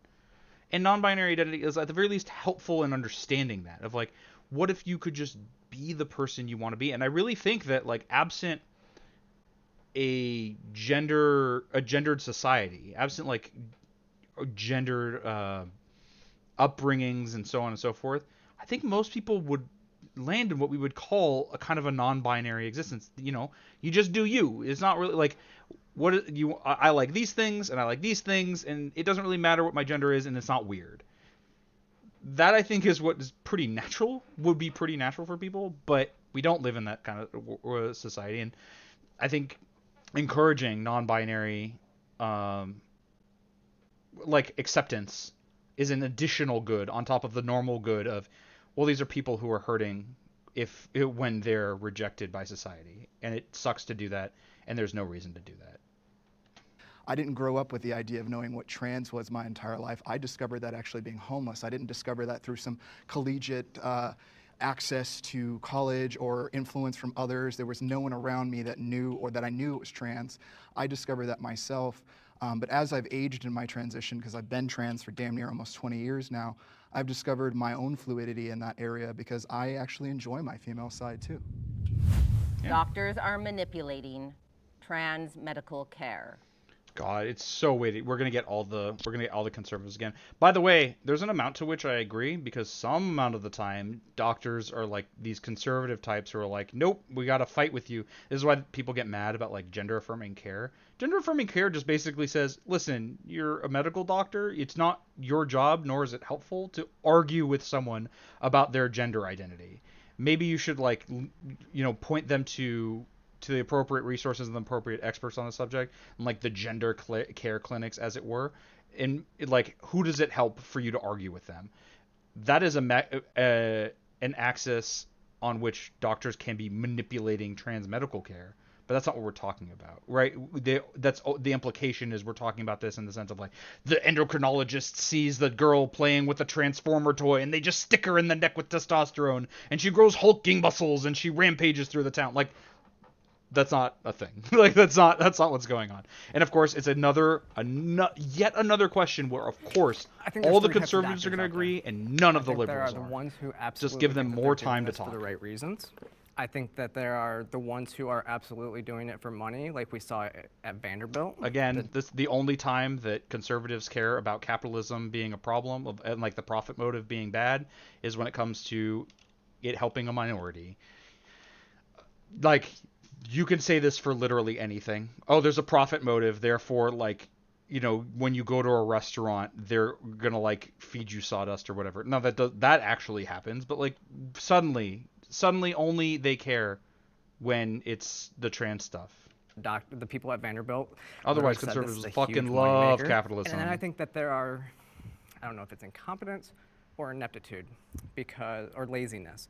Because what we're seeing, not just in the trans community, we're seeing in society, SSRIs being pushed on patients. Mental health doctors are pushing so many different drugs without. So some of that, we understand how that's happening, and that's a problem, right? Like, a lot of it is that drug manufacturers can like appeal directly to doctors as opposed to like going through or like making it like doctors having like informational packets about different pills are out there, and there's so much like they couldn't really know about it, so they basically just lobby directly to doctors. That's where the problem is, right? Not doctors prescribing things because they think they're useful for the thing, like based on the information they know they're helping their patients or whatever. They're not doing this to be like, oh, well, it's trans everybody, let's give them the like. It'd be the like this argument would be such that you would say like, if she were right about what she's implying, then like anytime you go to a doctor, they should be trying to trans you, right? Like I said, I had surgery. They didn't try to like, hey, do you want to go on HRT? That wasn't a conversation at all. Even though, why? It's a moneymaker. They can make money off of it. Well, maybe there's other stuff going on. Into the root issues. See, I have an interesting perspective on this. I've been out for 11 years this year. I've been on testosterone since I was 15 years old. And even looking into it, I waltzed my little ass up into that doctor's office and I left on testosterone. He gave me my first shot in the doctor's office that day. Oh my gosh. I was 15 years old. What if I had been wrong? I'd have to know something about this to understand it. What if I had been wrong? It really just is that simple. I never see Enjoying this a bit of where they convo. change their mind in the middle. Nice to see you. Because I think like it's not. I don't think it's like a huge widespread issue, but I think when we have like a for-profit healthcare system, it does happen. Like I feel like there Oh, he's are. just on board.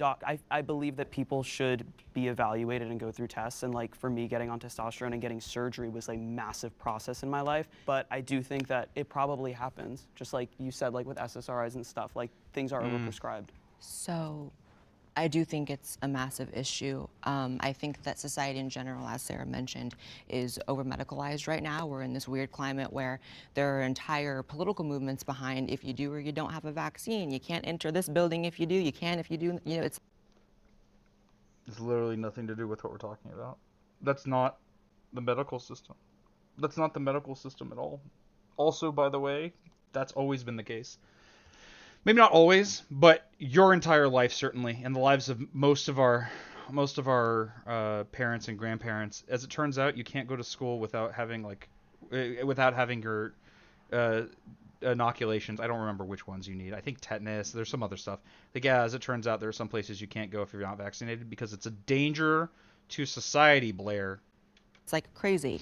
But, you know, when it comes to the trans issue, I think just the fact that there were really almost no detransitioners as recent as like 5-6 years ago. That's probably not true. That's just a matter of like who's getting blown up. Like, yeah, before 5-6 years ago, the conservative movement was just like, no, they're degenerate scum. We shouldn't accept any of it. Being trans is nonsense. Blah blah blah. They do still say that, but like they were far more at the early stages of it. But now that it's like they have now that there's more visibility for trans people, they have to push back in the fringes, and one of those is to dig up every detransitioner they can find and astroturf the shit out of their story, so it seems like it's a big deal. There are about as many detransitioners. There are about as many people who regret transitioning as people regret any medical procedure or a medical intervention of any kind. Now that's not great, but that means it's not weird or different or than as opposed to any other medical intervention. And I mean any other. Like people regret getting bypass surgery that saves their lives. It's a thing. The fact that it's exploded now exploded shows that now it is a because massive issue. No, And, it doesn't show it's a you massive know, issue. I It shows the think that astroturfing. I can reflect what you Like there said. are people who were astroturfed as detransitioners who, if you look into them, they're like, oh, I'm still transitioning. I'm happy with my transition, but like I'm gonna go, but like I'm gonna post this video, and like all the things I complained about had been happening to me before I transitioned. But I still did the video or whatever. That I was over 18 when I started my hormones, but I had a 20-minute appointment, and just like you, I walked in and out with an estrogen prescription. Now, Insane. What I is, wasn't. Like, what's the now? The implication is there's a problem with that. The question is, what's the problem with that? There are probably side effects to estrogen. Those probably went over. Almost certainly wasn't 20 minutes, by the way. I don't think I've ever had a doctor's visit that was only 20 minutes in my entire life. They're usually not that brief. But like, she's about to say I wasn't tested for my levels. What levels?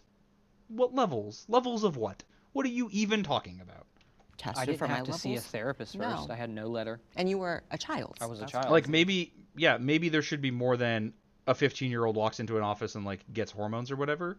But I expect that's kind of an anomaly. That's probably not happening all that much. But with Blair, it's like you're an adult. You're an adult. You're an adult. Like you're allowed to do that, even if you're not dysphoric. Like okay. And if you wanted to not do that, then you shouldn't have gone in and said you wanted to do that. Why should the doctor be there arguing with you? So, and that old. is a very, in very one of the common. most conservative states in the country. So that's what, I don't know. I kind of don't believe Andrew because like, what he's saying. He said he's been out for 11 years, but he's been like I don't know how old he is. You said before, but he's been taking testosterone since he was 15, implying that was before he's been out. So we'll say at least 12 years ago. In 2011, in a conservative state, you were getting no questions asked hormones. I don't believe you. I just don't believe him. Like people make this shit up all the time. Let me see if we can. Okay, his handle is on YouTube or wherever we're going. On Instagram is the trans conservative. Like, come on, this guy is here for. Oh, he has nothing on here except Jubilee. This feels like a hey, let's. And this is the thing that he had Jubilee link, by the way. That's his only social media that he has here. This feels a lot like hey, I want to be the next anti-trans guy, so that like I can get astroturfed and get the grift box or whatever. Oh, banned. Wait, what do you mean banned at 69K? And then this is his like third Instagram account. He keeps getting banned. Interesting. Yeah. I do not believe him.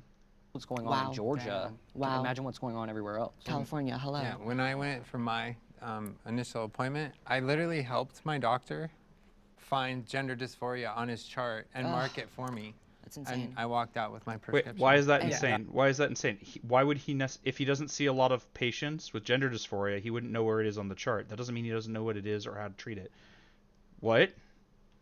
I mean, also, you said you've been transitioning for what, something like 10 years or something like that?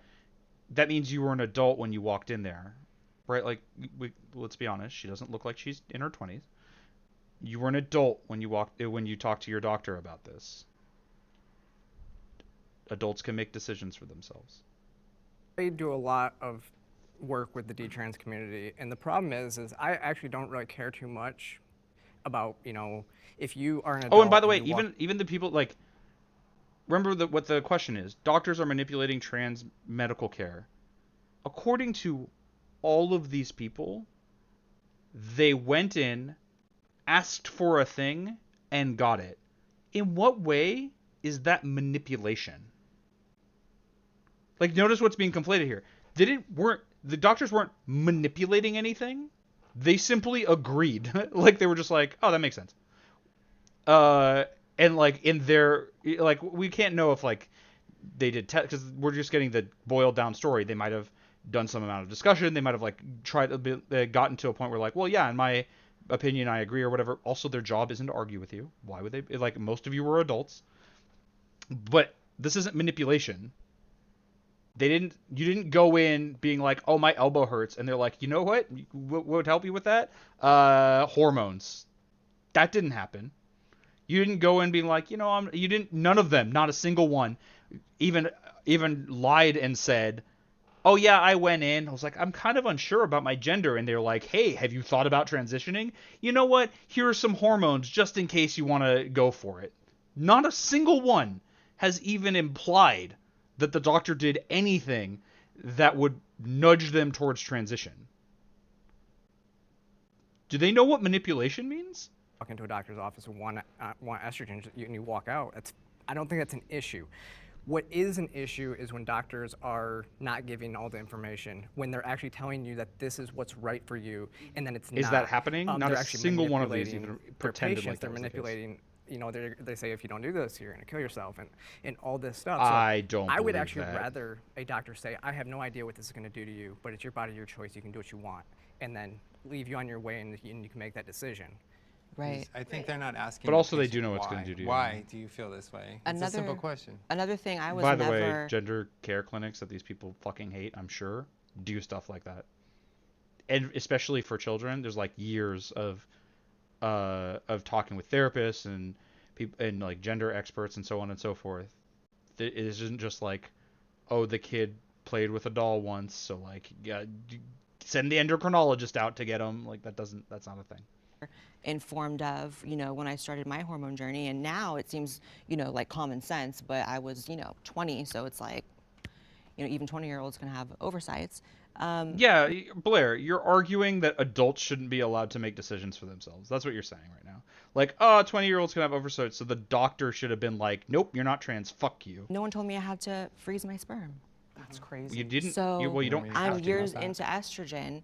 I reached the point of Hold on. If you're transitioning and you don't know that it has an impact on your reproductive system, like, I don't know what rock you've been living under. By the way, this is why trans education in sex ed would be good.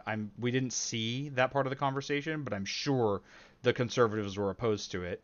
But this is another reason why it's like, oh yeah, it means like it will lead to infertility, which should be obvious. And if it isn't, like that's probably in the like informed consent stuff of like, yes, you will like lose fertility. They won't say you need to freeze your sperm because you don't need to. What if you don't want to have kids?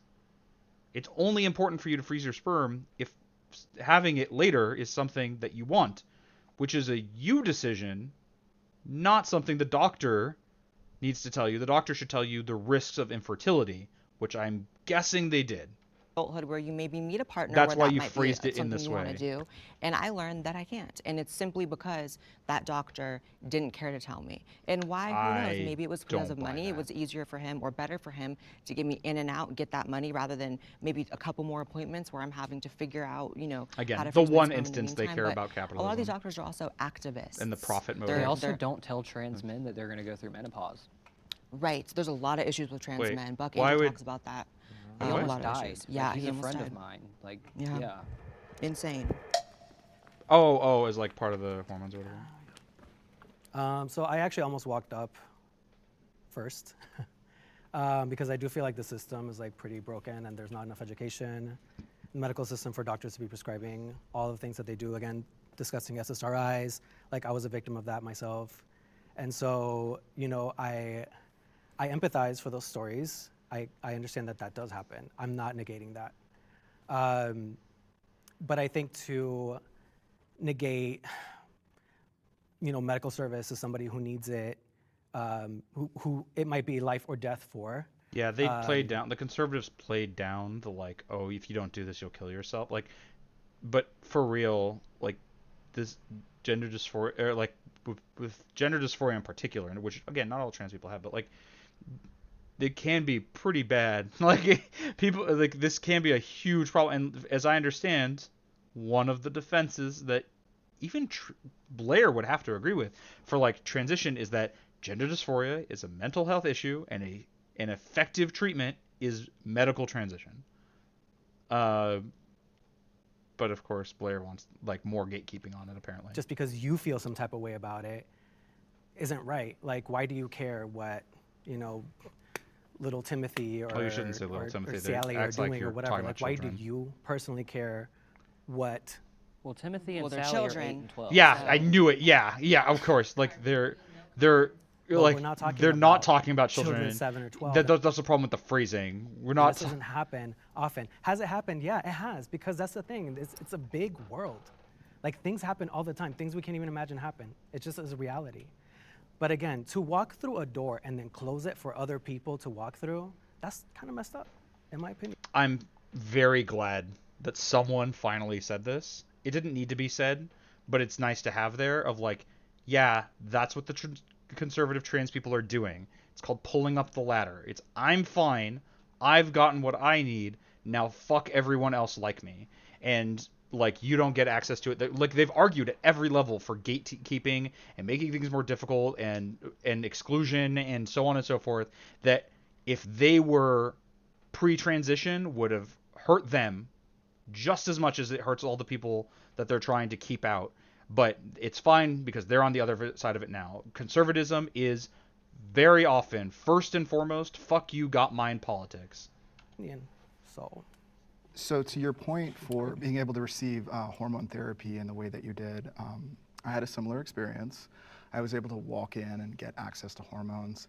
And that system was set up through advocacy because of what a lot of community folks are actually facing when it comes to access to hormones, access to medical care, access to all of these things. So a lot of these nonprofits. As much as like all of these people here are saying, oh, like I just walked in and got it, for most people, it's actually incredibly difficult to get on hormones, on hormone treatment. So like, I don't know, maybe every single one of these people is an outlier, or maybe they are without the word out. But yeah, for most people, it's actually incredibly difficult. It's actually got rid of a lot of the red tape, because for some individuals like myself who was actually homeless during my transition process, I would have never been able to afford access or get through all of this process. Now, can I admit that there is some medical malpractice? Yes, I myself had issues obtaining testosterone And consistently. isn't that manipulating trans medical care? You know, But the for conservatives some would like reason, that. you know, the script doesn't match up, or you got to get in contact with a doctor, and it was part of the reason why I chose actually to go off testosterone, because I didn't like the idea of not having constant access, because I was worried about the damage that it could cause to my body, and also because I wanted to keep intact my reproductive rights. And yeah, that's something like as much as they talk about detransition, notice part of why he stopped taking hormones and would often and might by some people be referred to as a detransitioner or a desister for that reason. It wasn't because he doesn't want to live as a man. He still does and still wants to. It's because what the affordability was an issue, and you know, also wanting to keep the ability to reproduce and whatever. But from what I have seen when it because he comes has to these detransitioners, like oh, it was he from got my tricked into understanding in transness terms or of the whatever. statistics, trans people are 8% of the population, and then the detransitioners are somewhere from 1 to 8% as well. So all of these laws that are coming in is to affect the entire community as a broad, while the percentages that we're affecting people is so small. While simultaneously, if we looked at things like in the past, like HIV with things like AZT drugs that were harming folks, those folks went through all of those processes and learned the research of what it was to properly take care of HIV through that unfortunate, horrible, horrific process. I mean, it was basically chemo. Yeah, I mean, AZT was killing Yeah, I people, don't know and very they had much no about clue that, what but we're doing. as I understand, it was now, really unfortunately, rough because to be on trans people have AZT. not got access to medical transition as long, and especially in the transmasculine community, there's a lot of research that has not been done. So to a degree, yes, we are guinea Yeah, we're pigs in still the shot in the learning. dark. But just like in the 80s when AZT was being discovered, or 90s when it's being discovered, those folks had to go through that process, and I was given informed consent and understood that when I signed that. We just don't know because the studies aren't Yeah, there. but part of the problem, of course, is like, as much as it sucks to be like people are just going to be guinea pigs, that's not entirely the case. Like studies are done on this. It's not like when people are handed these drugs that like I don't know, we'll find out what happens when you take it. But like yes, it's a learning process, and there's not really a way where we can find the perfect this will have no problem solution before anyone starts trying. And I think that's what Shane was getting at. Like you said, right? So the problem is when you talk about like the detransition rate, what generally happens is there's no follow-up. The longest study that's been done is 5 years out. The average detransition happens between 4 and 10 years. So we're not capturing all of that. Plus, if you haven't you had your talking about? primary sex organs removed, you literally stop taking removed. hormones, and then you never go see your doctor again. And Is so that accurate? they never follow up, and you just fall off the rolls. So the stats on detransition is completely false. So I want to say something. Oh, so she's implying that there are more detransitioners that we just don't know about. Well, if you can find them, then I'll listen to you. But like, I don't want to argue about your hypothetical people that might exist, but we can't prove it or have no way of knowing. But they're definitely out there for sure. Trust me.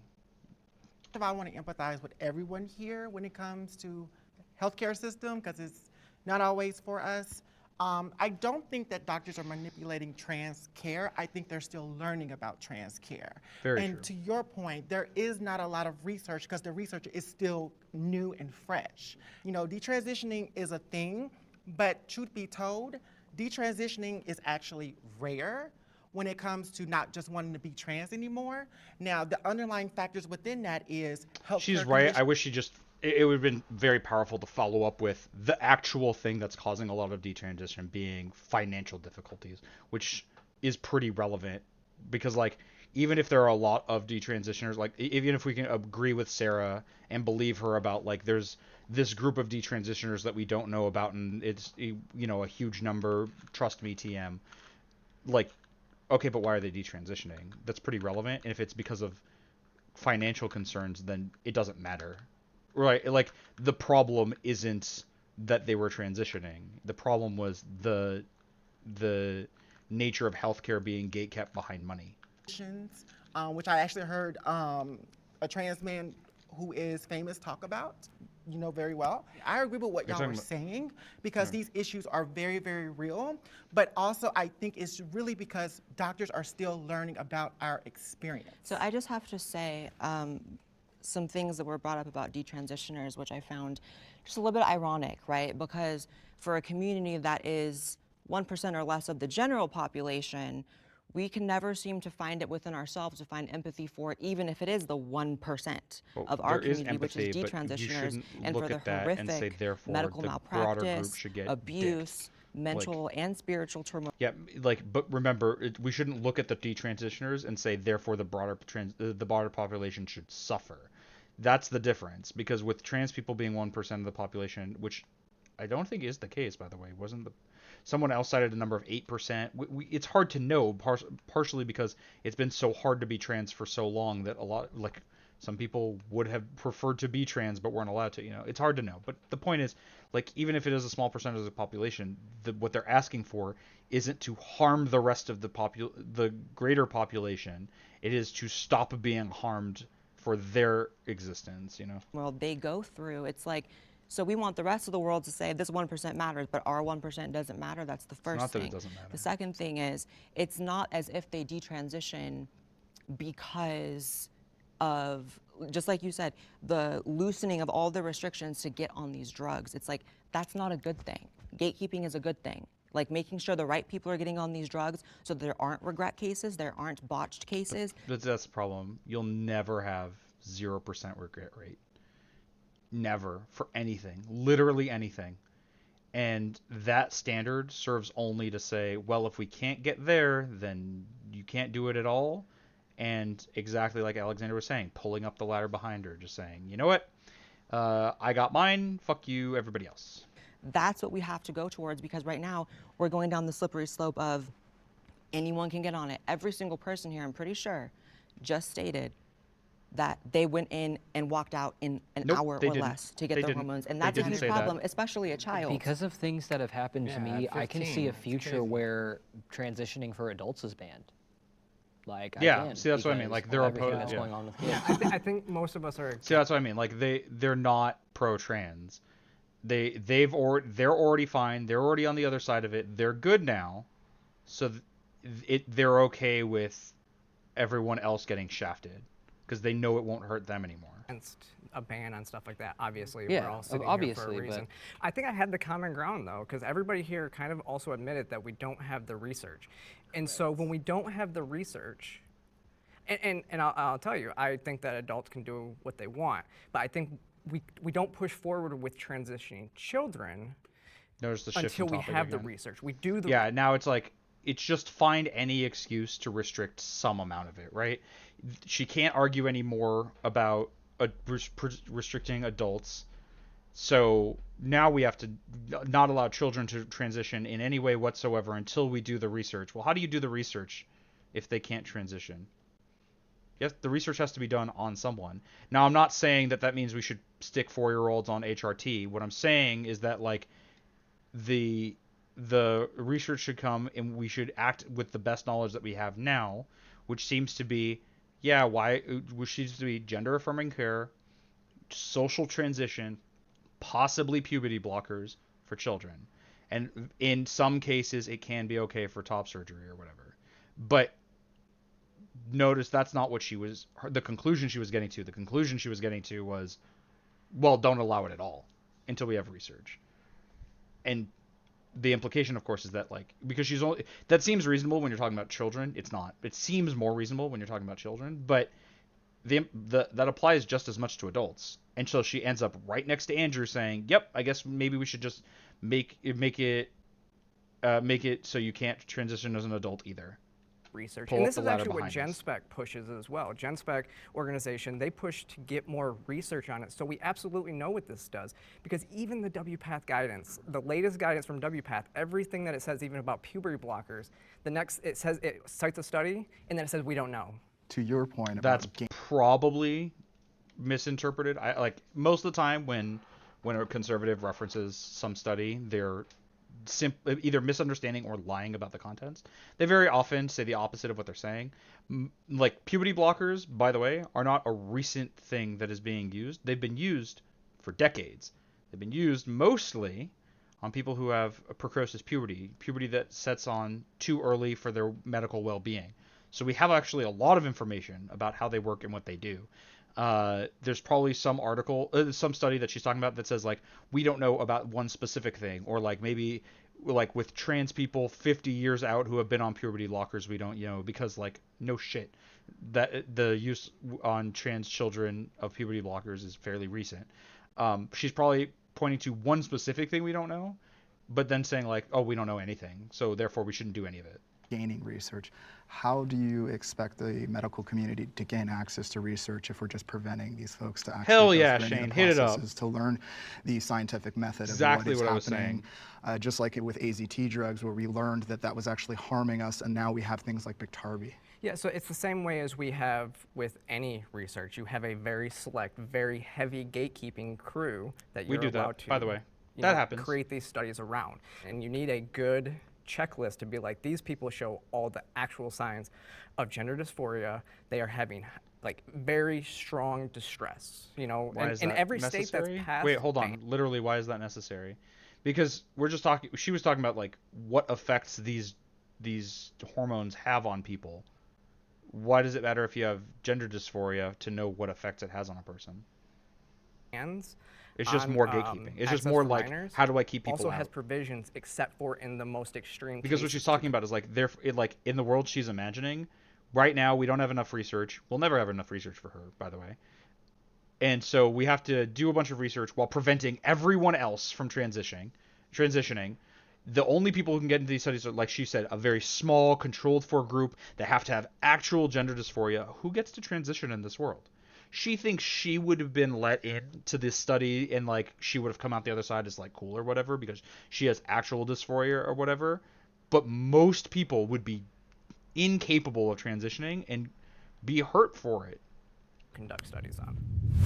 Gender affirming. I know we're going super long today, but I wanted to go through all of this mostly because it was very interesting. So, we'll just go long. That's cool.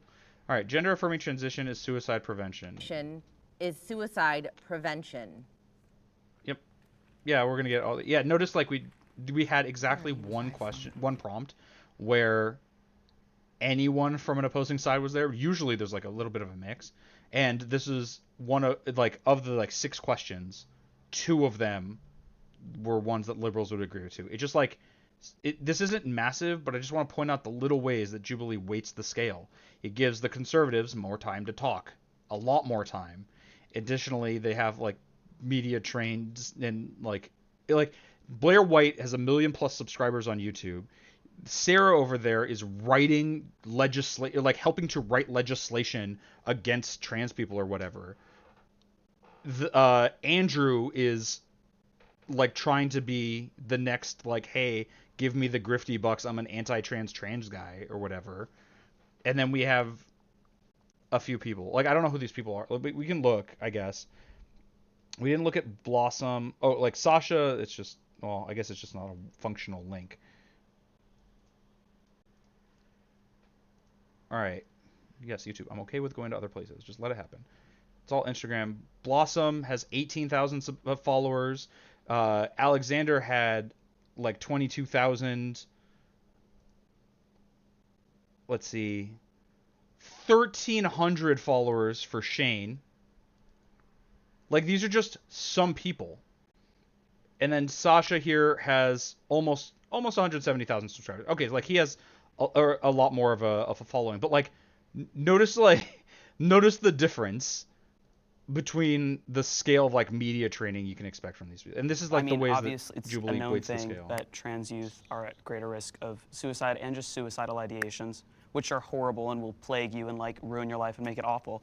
And so I know there are a lot of kids in a lot of pain, and growing up as a trans kid, I was in so much pain, and I feel like I could have been spared of a lot of that and gotten to enjoy my life a lot more if I had earlier access to gender-affirming care. And something that waits on this, by the way, sorry, I thought he was done. I didn't want to interrupt him, but too late. Here we are. Something that weighs on this is what we mean by gender-affirming transition. The conservatives almost certainly are like, you mean giving top surgery to 7-year-olds? No, gender-affirming transition simply says, okay, I trust you to understand yourself and your gender identity, and I'm not going to fight with you for some reason. And transition varies at stage of life and for the person. If a 11-year-old is like, hey, I feel like I'm not comfortable with my gender, and I want to like, hey, can you like call me by this name and use different pronouns for me, and I dress a little differently. That's not. At most, you could point to a social harm. I don't think they're like only really from bullying, but that would be the problem, right? That's not medical transition, but that is transition. That's social transition, and it can help. And like, let's say they do that, and 2 months later, you're not. You know what? That wasn't for me. I'm gonna stop with that. Who got hurt? There's no harm there, right? And if later they say, actually, you know what? I think I want to keep going with this, and I want to live like this more. Okay, cool. And then if they want to medical transition, then you go from there about what's reasonable for a person of that age. But like that is a gender affirming transition, even though I'm sure the conservatives are going to be like insistent on the medicalized version of it. And the They're gender very affirming care clearly that I did trans receive men, later so. in my life, and I went on hormones when I was like 16, and I got top surgery at 17. That completely changed my life in the most dramatic way. And so, yeah, I think it is life-saving care, and I think a lot of trans people would agree. I agree as well, too. I think gender dysphoria is a real thing, and we all deal with gender dysphoria differently. I know for myself or And whatnot, cis there were people times deal with I gender wanted to end dysphoria it too, by all. the way. And for me, I went to desperate measures to align my body with how I feel on the inside. Like, you want to tell me that a woman getting breast implants isn't experiencing some form of gender or sex or body dysphoria? Because, like, they don't feel like their body matches what it ought to?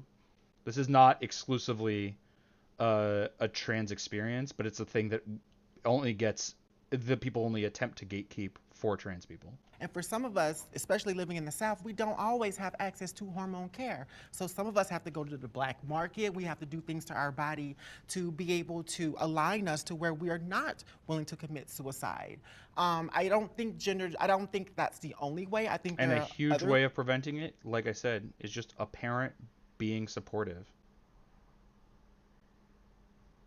93% reduced suicide rate if there's one supportive parent. And supportive parent doesn't mean doesn't mean necessarily medical transition. That just means being supportive.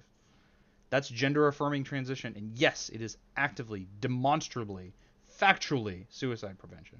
ways as well too, but honestly, sometimes people just want somebody that cares, that wants to listen as part of the regimen to being able to Oh, and prevent by the suicide. way, the conservatives should be more on board with non-binary identities in this case, because if a minor says like, "Hey, I feel like I'm non-binary. I don't really want to medically transition, but I want to act and be treated differently," the conservatives shouldn't have any problems because like they're mostly being like, "Why are we giving the medical treatment to children or whatever?" They should have no problems on that axis.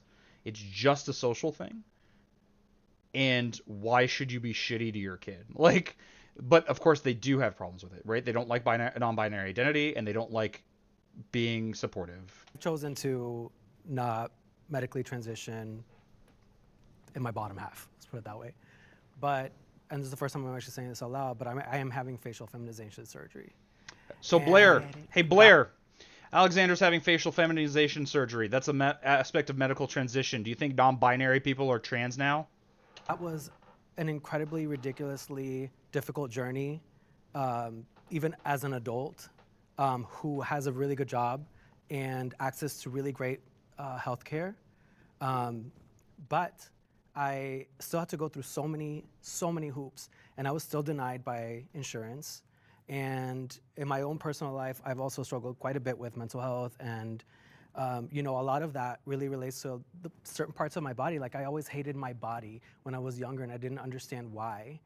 And and I was always dressing, as like a cis male, and I just had all this stuff just didn't fit. It just didn't feel right, and it was just like this darkness in my life. Like, I just wanted it, gone. And I just learned to live with it. But then eventually, like, after figuring out who I am and all of that, like, now I know, like, this is life-saving care. Like, this for me is life-saving care. Like, who knows where I could be in a few years had I not known who I am and had access to care. How y'all doing? I think too often we hear, that if we don't affirm our child's, gender identity that's different than their sex, then they're going to commit suicide. We hear this all the time, especially from the detransition community whose parents were told this and it was manipulative. We hear politicians say this all the time when they're trying to, stop bills or pass bills.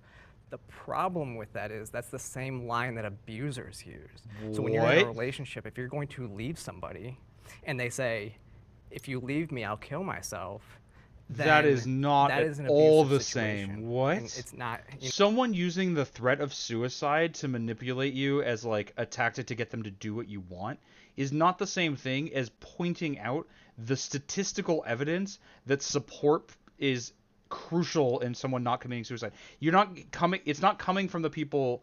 It's not trans people saying, "Hey, if you don't pass this bill, I'll kill myself." It's people observing that when trans people are not supported, the suicide rate goes up massively. Like 16 times as much, kind of thing. It's not an abuse tactic. Oh my god. So that's the premise we start with. Transition, I mean, we're all here, we know. Transition is not an easy process. It takes a heavy mental toll. And so I really think that if you're already suicidal, you have to get that in check. But what if getting that in check involves the transition? Right? Like she's acting like the suicidality can be separated, but what if it's being caused by the gender dysphoria? You can't get it in check without doing this. You can't do it before. That's not possible. You have to be in a healthy place before you can even think about going through the medicalization of transitioning. You can socially transition. I think that's absolutely fine. But I guess I'll put it to you this way. Like, imagine saying to a person who had been shot, "Oh, we can do surgery on you, but once you stop bleeding, you have to get that worked out before we can do anything." Like, the solving the one solves the other, and you can't really solve one independently. Before you even think about medically transitioning, then I think you have to have your head right before that. And hormones will make you feel kind of crazy anyways. So I think that's why, it's not. Crazy. But of course, like, you have to remember, and this is something I forgot to mention, for the conservatives, they have to say it's not suicide prevention because they are arguing against the concept of transitioning. Andrew was out here saying, like, maybe it shouldn't be allowed for adults to transition. They've all been opposed to any sort of transition for any minor.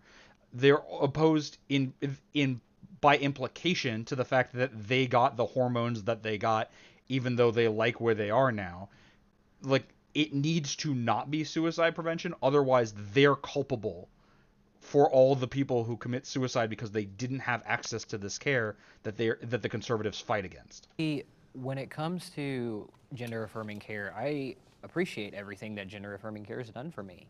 But I'm against it. I thank God every day that this was the right decision for me because I have friends like Richie who it wasn't the right decision for, and now he's missing genitals. So, when it comes to it being life-saving, the reason I didn't step forward, even as somebody who might agree with that prompt, is because correlation is not causation. Oh my god. Wait, what the hell? So you saw an instant... So you're saying with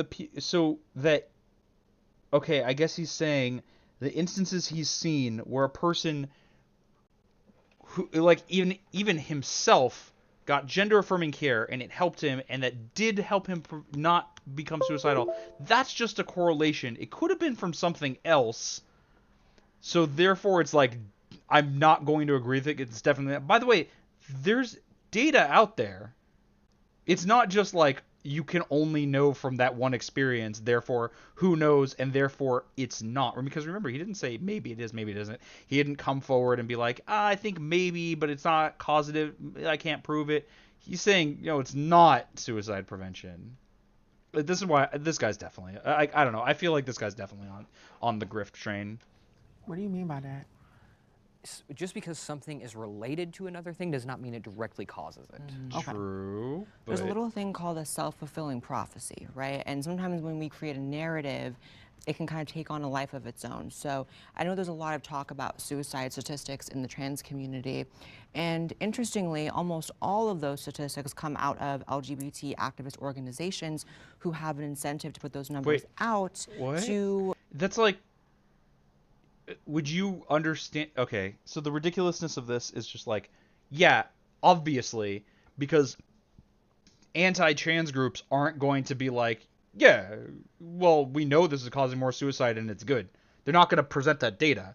Just in the same way that I could say, oh, isn't it curious how all the detransition data is coming from the anti-trans people? Yeah, no shit, because that's the thing that they want to focus on because it's important, like because it supports an argument they want to make. It's not. Well, yeah. Okay. Portray this image that we are suffering greatly, we're under attack, and then all of those suicide rates are due to societal mistreatment. And when these kids are being told, like you said, when they're going into these doctors, the doctors are telling their parents essentially emotional blackmail. No. They're saying, trans your kid They're or your not. kid's gonna die. And they say it in front of the child. And they set up this false dichotomy as if those are the only two options moving forward. And here to tell any child feeling any type of way, those are not your only two options. In fact, there is a vast array of options in between and around suicide and transition. Yeah, Therapists and doctors Blair, remember, she wants to tell everyone else not to transition, but doesn't want to be on the hook for the suicide. aren't even legally allowed to say, no, you're not trans, you're actually experiencing Yeah, A, B, or C. why would they And that's argue the case with with them? detrans people as well. They have this huge host of issues: depression, body dysmorphia, anorexia, eating disorders, maybe sexual abuse in their past. People don't know that a symptom, a long observed symptom of sexual abuse is wanting to be the other gender to cope with it. So This has been in textbooks forever. So I just think, I'll wrap it up really quickly. So now there's the, you're just like, oh, you just have sexual trauma and that's why you want to transition. This is something people said about being gay, by the way. think it's a false dichotomy that it's either death or transition. But with that said, I agree. No, for Blair, she needs it to not be. It's like, well, obviously it's not, but like, no, it's very important for Blair. Like, no, I don't want you to transition, but your death can't be on me. So like, there have to be like, no, do the other thing. Do the thing where you just don't transition and just suffer in silence. Thank you. Goodbye. With you, I appreciate everything that transition's done for me, but it's too much of a roll of the dice, and I think it's unhealthy telling people, do it or you're gonna die. Especially a child. They don't. So they for don't the say that. LGBTQ organizations, we also have to remember that they are relying on reputable resources. And a lot of those reputable resources are the medical research that has been put out there. So all they can do is take that information and be able to disseminate that into the community. And to be quite honest with you, hold on just a second. To be quite honest with you, and let's also be clear that these researchers are also collaborating with these organizations because they are the ones that have the most outreach to the community that they need to serve, which is the trans community. Because oftentimes the reason why nonprofit grassroots organizations are created in the first place is because there was no place for us. And so it is really hard to get that research to be able to do that. We can agree to disagree, but the research has not been completely fulfilled yet. Well, you can't really ever a lot of these people don't even know about our experience, and that is why it's important that we make it very clear what we need to do. There's also, speaking of the numbers that come out of LGBT activist organizations, there was a little number that the life expectancy of a trans woman was 35. That was rescinded a couple years ago after like over a decade of that being like just factually, shared. And I always thought... Okay, so anti-science people do this all the fucking time, where they're like, it used to be like this, then it changed. Yeah, that's science working. They thought one thing, then they found evidence that it was incorrect, and they changed what they said. That's good. What you don't want is people sticking with the wrong thing. And sometimes you will get incorrect information. The goal of scientific processes is to minimize that. But like anti-science people like Blair here, who apparently doesn't, whatever. And like, I think we saw Del Bigtree do the same thing. Like lots of these people will be like, well, scientists came to one conclusion, and then after a long time they came to a different conclusion, and they want to throw out all of it. And it's just like, well, without reason to throw it out, it was reasonable to believe that they had good reason and good evidence to support it. thought that my life was statistically going to end at 35. Okay, so, that's not what but that those numbers means. were based on, by those organizations, prostitute deaths. So it's not always the Oh, most. wait, hold on. So so people being very likely murdered because unfortunately trans prostitutes have an exceptionally high rate of violence done to them. That's relevant for the numbers. Like, if you take that population out, yes, you will get something more accurate to your experience, Blair, but their experience is relevant as well. Repeatable numbers they're getting, you know what I mean? And these activist organizations are political too. We get caught up in calling them activists, and we think it's this emotional, spiritual thing, but they are political organizations. Yeah, so I am an activist, and so a lot of what you're talking about really was focused more on Black trans women, because Black trans women do not live past the age of 35, because oftentimes it is our Poor phrasing. She means on average. Obviously, black trans women do live past 35. Just, sadly, many of them don't.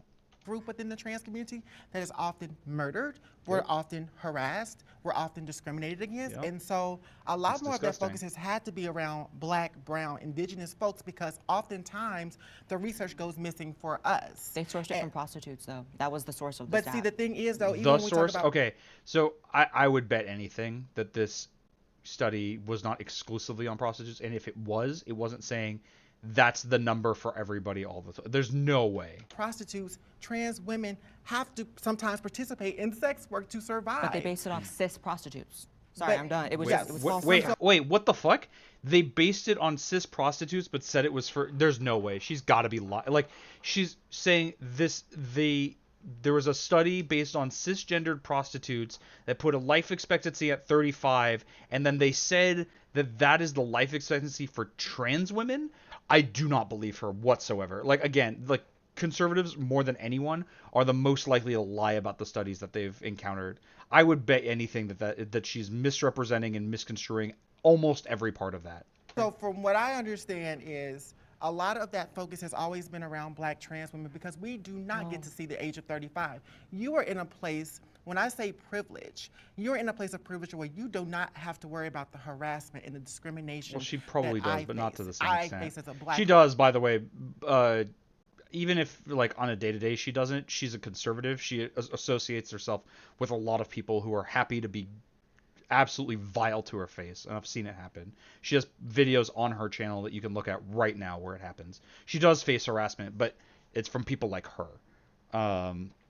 It might not be to the same extent that someone like Blossom might experience, and I mean, I really can't speak to that except to say that it sucks that any amount of harassment that they get, but that anyone gets, but she does. And it comes off like you're saying, oh, you I'm don't. not going to say that you do not experience harassment or discrimination. That's not what I'm saying, because like you said, you're a person of nuance, and so follow me here. When I come as a person of color, as a Black trans woman, you and I do not get to have that same experience. There are You more went to the rooms, White House, there, I didn't. There are more rooms Wait, she went that to the you White get to House. walk in that I will be forbidden in. And one thing about it is that's why it's important, like someone like me has to create her own space to be able to counteract what you're doing. And I'm not saying that you don't. But what I'm saying here is, what I'm trying to get you to understand is, my Blackness should not have to pay for your whiteness. Oh my God. That I don't know what is she's going destroying on about or why. It just looks really bad. my community. I'm because of destroying your privilege. community. I have all of no my idea. How are you what going that to say that and then that's the end? What you're talking about too is there's not the research. You're right, there's not. Everybody likes to cite the Turbin study, and Jack Turbin is a complete activist. You can just go to his Twitter account and see how actively involved he is in this and how Does that financially. mean that his Jack study is Turbin. illegitimate? And- Remember, like, the assumption here is, like, if people have political views, then their conclusions can't be valid. But of course, everyone has political views. And what if his political views are informed by the study that he did? Like, the assumption, the thing that she wants you to take away is this guy is an activist, therefore he's making shit up in his study. But she has no evidence of this. Was it peer reviewed? Was it, like, if so, then that goes a long way. Is it repeatable? Well, that might be harder to prove, you know. And you can see how much he's financially gained off of this Oh, study. now we care about And profit the motive issue again. is Like, that you're the not study is based like, on- you know, how many detransitioners only speak up because they can get money from conservative activists or conservative organizations. Like, you know, that's a thing. a survey. And so it's based on a survey of adults. And so when you're doing surveys are not scientifically accurate. They're the They least provide an accurate amount way of to do a information. study. And so when we're basing all this medical care off of a survey, it's a huge issue. Okay, And it's, again, another implication that's founded on nonsense, that this one study, which it is based off of a survey, and that's bad, is the basis for all of our medical decision making. Obviously, it's not. and it Obviously, there's a doesn't lot serve, more it than doesn't this really, one survey. and that's what they're citing to prove that, gender affirming care reduces suicidality. My question is, if they're using a survey in terms of how they're gathering data, what do you suggest then to use a tool then to gather data? Yeah, what do you do? Do you experiment? Do you like put two trans kids in like in a scientific facility for their whole life, and you're like, yeah, this one we're gonna tell is a piece of shit the whole time, and this one we're gonna not. This one we're gonna affirm, and also, by the way, we'll magically have a way of knowing they're both trans. Like, what the fuck do you do other than survey or like study outcomes, which they also do? Accidentally pressed one. From my understanding, a lot of those surveys are actually more accurate because folks are actually not in front of somebody, so they're more comfortable to answer these questions. Again, we can have a difference of opinion, but what tool then do you suggest folks to use if they're not using a survey then? How do you gain that data? Well, you're talking to therapists who can speak, they can't violate HIPAA, but they can give statistics on their patients. Okay, so you want instead to survey therapists who are just as subjective as agents as the trans people themselves. Therapists are just as capable of misrepresenting experience as the person that as their patient. Why does that improve anything? See how many people have entered into facilities because they were suicidal on that, and then you can wait, go back hold on. Enter into facilities because they were suicidal. What if they just end their life because of it? What if they don't enter in a facility? There's already a bias there in what groups of people will exist. You'll only grab the people who will go to a facility for this purpose. You won't capture the people who don't do that. See, if we gave these same people gender affirming care, how did it help them? Because I see. But you can't. But that's the thing. You can't run the experiment again, right? You can't do the same person's life twice. So instead, what you have to do is you have to look at a group of people and see on average what happens. But that is often done through like survey and data collection in that regard, not from experimentation. Like, okay, now we'll try to redo this person's this person's life the last 10 years, but being, doing affirmative care instead. Again, go back to the detransition community. Because we affirm their gender so much, there's so much, they're now having issues. They're contemplating suicide. As a note, this is the same lady who's like, you can't use surveys to generate information. Instead, I'm going to present information that I've gathered, not even by surveying people, but just by talking to a specific group of people where I have a distinct bias and they have a distinct bias, but that's useful data for her at a higher level as well. Great. I enjoyed this debate for what it was. You have to wrap up. It was quite ugly. All right, I don't really need to wrap up because we've already been going at this for a while. That was really interesting.